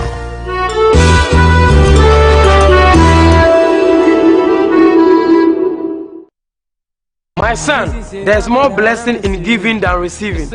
When you fear for you and cover the makers in The pneumatological abrasion of the Lord revealed unto me this night that me and my household should go out into the world and bless the world. Makers Electronics Company Limited. I'm up to 67% discount. Our selected appliances. This is what I call quintessential immaculatability. The Makers Electronics Company Limited. Ewo Taifa Burkina Highway. Amasa Zongo Junction. At the K Pharmacy Dining. Oyer Fateman Boga Junction. Ashaman Valco Flat. Kumasi. Ahinema Kokobin. Asafu Bwachi Hospital Junction. Takradi. Number 9 Market. And tell mom and dad about the Makers Blessing Attack program. From 0552 222 253 and 0552 222 254. Terms and conditions apply. Have you been to Aqua Safari lately? Let me share my experience with you at the new Aqua Safari Resort. When you arrive, you're greeted by warm smiles and introduced to your 24-hour butler who already has your itinerary sorted. Enjoy water sports activities like jet ski rides, kayaking, water sliding, flyboarding, and castnet fishing. You can even have your lunch here on the boat cruise. Experience horseback riding, tennis, and some golfing amongst a host of other activities. Let the tour guides take you through the sceneries of the Volta River, the mangrove forest, the friendliness of the animals, local and exotic birds, while you pet and feed them. You can have this large space for your conferences, corporate retreats, and so many activities as part of the package. We chose to have our breakfast with a beautiful sunrise right in front of our cabin. We had an amazing experience and I can't wait to return for more. Visit Aqua Safari Eco Resort in Ghana, bringing you closer to nature. The 14th edition of Ghana's biggest award event, 14th Visa King RTP Awards 2023.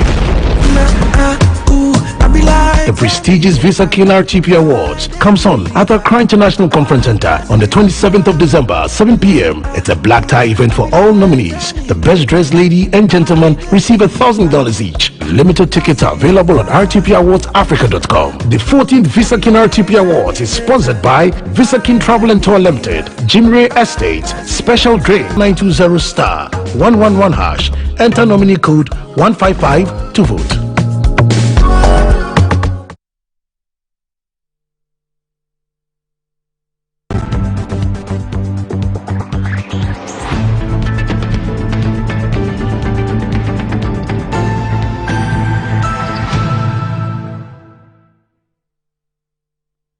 Right, welcome back to the show. If you just joined us, this is Good Morning Ghana live on Metro TV. Time to check out what is trending on social media with Desi, the Starboy.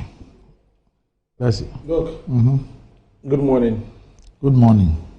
We have to give thanks to God Almighty for a beautiful year. So I want to sing one song to the glory of God. Papana, come and see, oh, come and see what the Lord has done.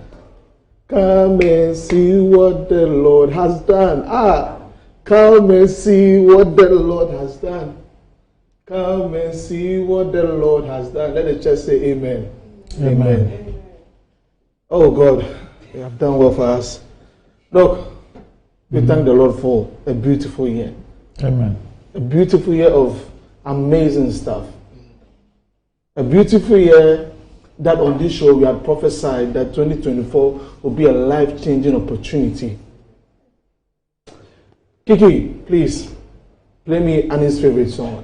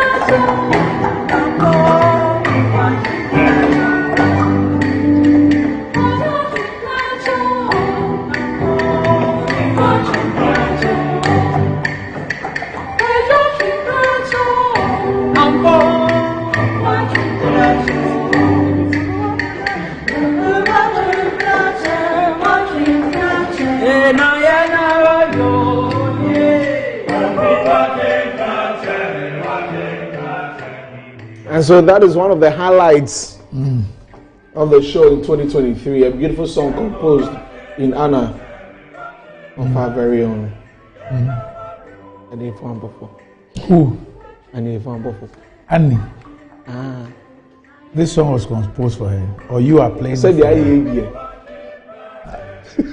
Okay, so this is for 2024. This is for 2024. Yeah. So what you're trying to say is that Annie Achim Prache. It's on your no worry. But that's not what they're saying in the song. Dog. But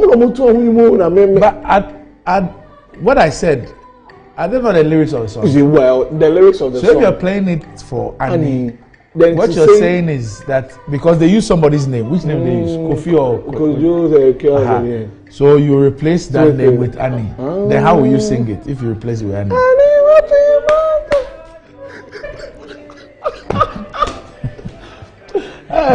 This year has been amazing.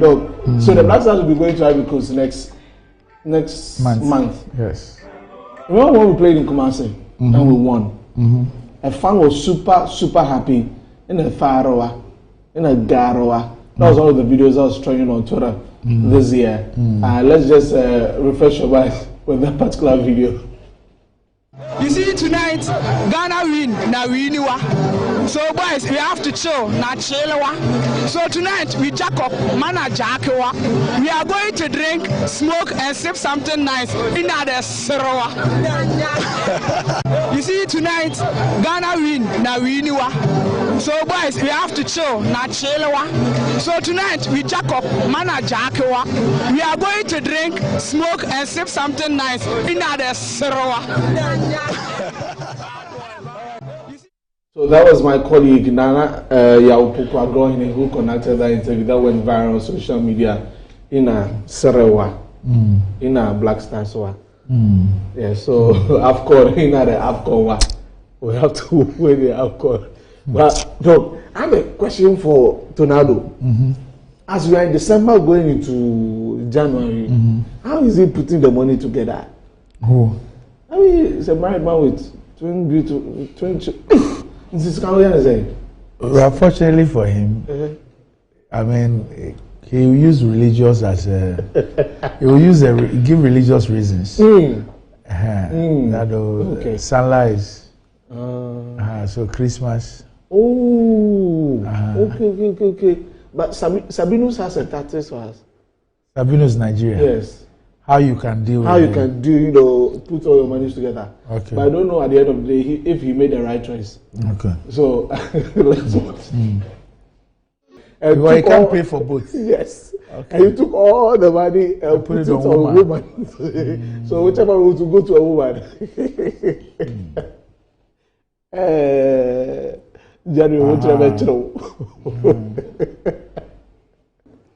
But when he did that, he was looking around to see if the side chick was coming. Oh, he was thinking. He thinks he. But it still won't balance. No, it won't balance. It won't balance. So he's put the money on woman. On woman. And house rent is outstanding. Yes. Debt is also outstanding. Yes. Business too is outstanding. Everything is outstanding. The business. I'm sure he studied economics and finance with somebody I know. Somebody I know. The person so in the balance. The only thing that Sabinus doesn't wear white. He doesn't wear kaftan. Okay. On that note, it's been a beautiful one. Yesterday, Doc, I haven't slept, so I went to Zama Disco. Please, it looks like Annie. She's Annie here. came here. She's just here. She didn't hear what you. She was out with the. the panelists. Okay, so she didn't watch, and she didn't hear you sing. So today is the 2nd December. We have how many days more to the end of the year? And we're saying we're thanking God for 2023. And one of the biggest songs out of 2023 was a favorite of Annie. She loved it. And increase the volume and play the video for us.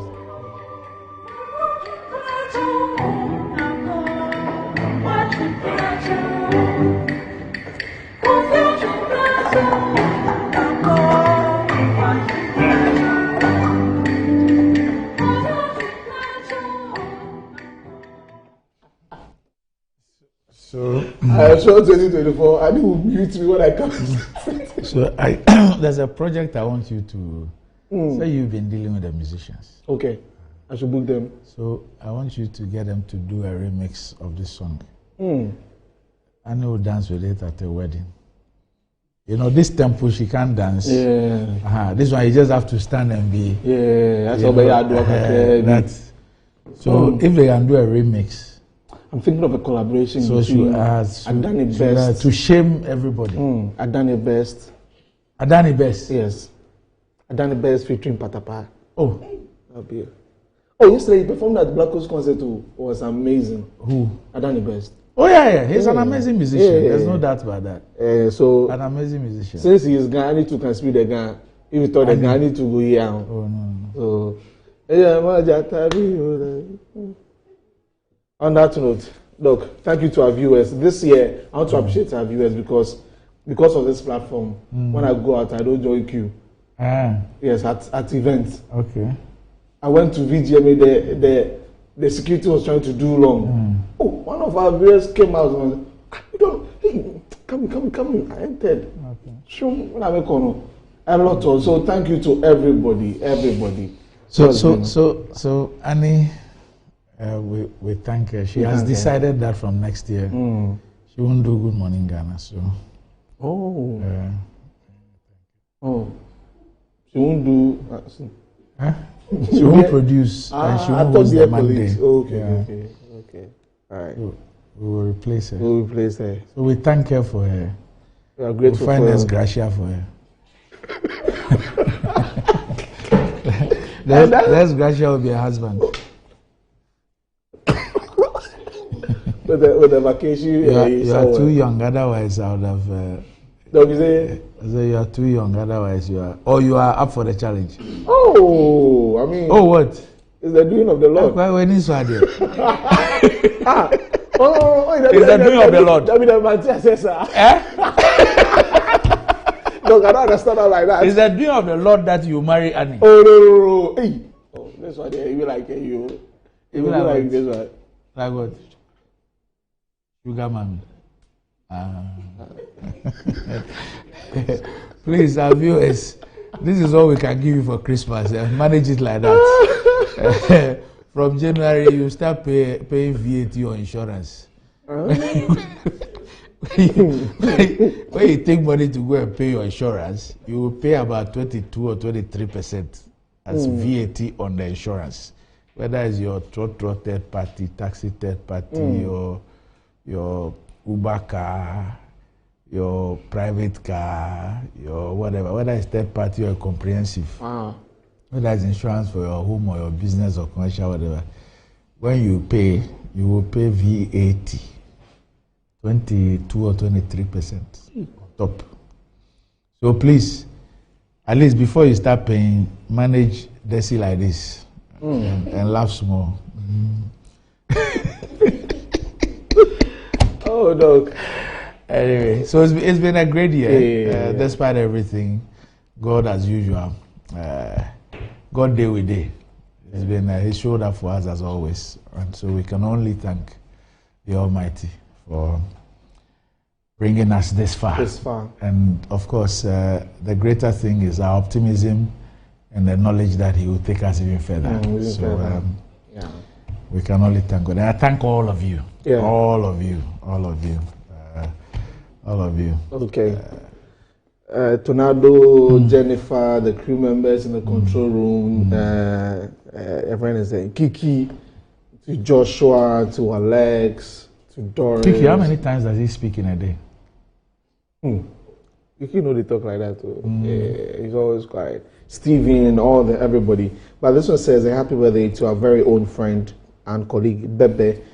Thank you for being such an amazing personality to the team. We pray for this new phase of your life to be very gracious and helpful from our Lord and Master. Cheers to you, Mimi. This is from Team Enjoyment to Doc, Kiki's part, Mavis, Dino, Swifter. The person Kiki. works here. Yes, Kiki Brown. It's Kiki's birthday. No, it's not Kiki's birthday, but Kiki is the leader of a team that is sending a message to a lady called. And they call themselves what? Team Enjoyment. Team Enjoyment. Yes, we'll take them to the finance ministry. Okay. I'm sure they don't pay VAT. The makeup people, don't forget them. Oh, yes. Jennifer, as always, and Kezia, Marceli was. Why do you call her Marcel? Is she your mother? Friend is out. Okay. Auntie Selena. Okay. And who else? It's not the one. Franca, yeah. And the drivers, Nanaya, who's been making sure that. Nanaya? Yes, Tanobachi. Your co-presenter? Yes, my co-host. But do people know that you have a show before Good Morning Ghana? Oh, the Morning Rush. Yes. Yeah. We do one with open phone lines, Doc. Calls from everywhere. Yeah. From Bogatanga, from Wa to every part of the country. You're famous. You are famous. Yes, I am. Don't worry, very soon it will translate into something else. That's right. You will become just like Annie, don't worry. You don't want to become Annie. You don't want the fame to translate into something. Oh, tangible. Oh. So by the time, like next year, if I talk here finish, I will drop there. Somebody will say, "Oh, Charlie." So Monday you feel use brown. Then Tuesday you bring white. Then Wednesday, then you find your own car park. Anyway, I want to thank you to Doc too. Thank you to Doc too. Yeah. So I wish you well. Yes, sir. This Christmas. We'll meet on January 6th. You meet me. January 6th. Where? Why are you going to meet me? Tornado, why are you laughing? I want to meet Doc on January 6th. I hope you know I breed dogs. You know that? Do you know I breed dogs? Doc, I mean, do you have the car search? You know with a dog you the car search. Anyway, so that be it. Thanks once again. Thank you so very much. Up next, Metro Sports.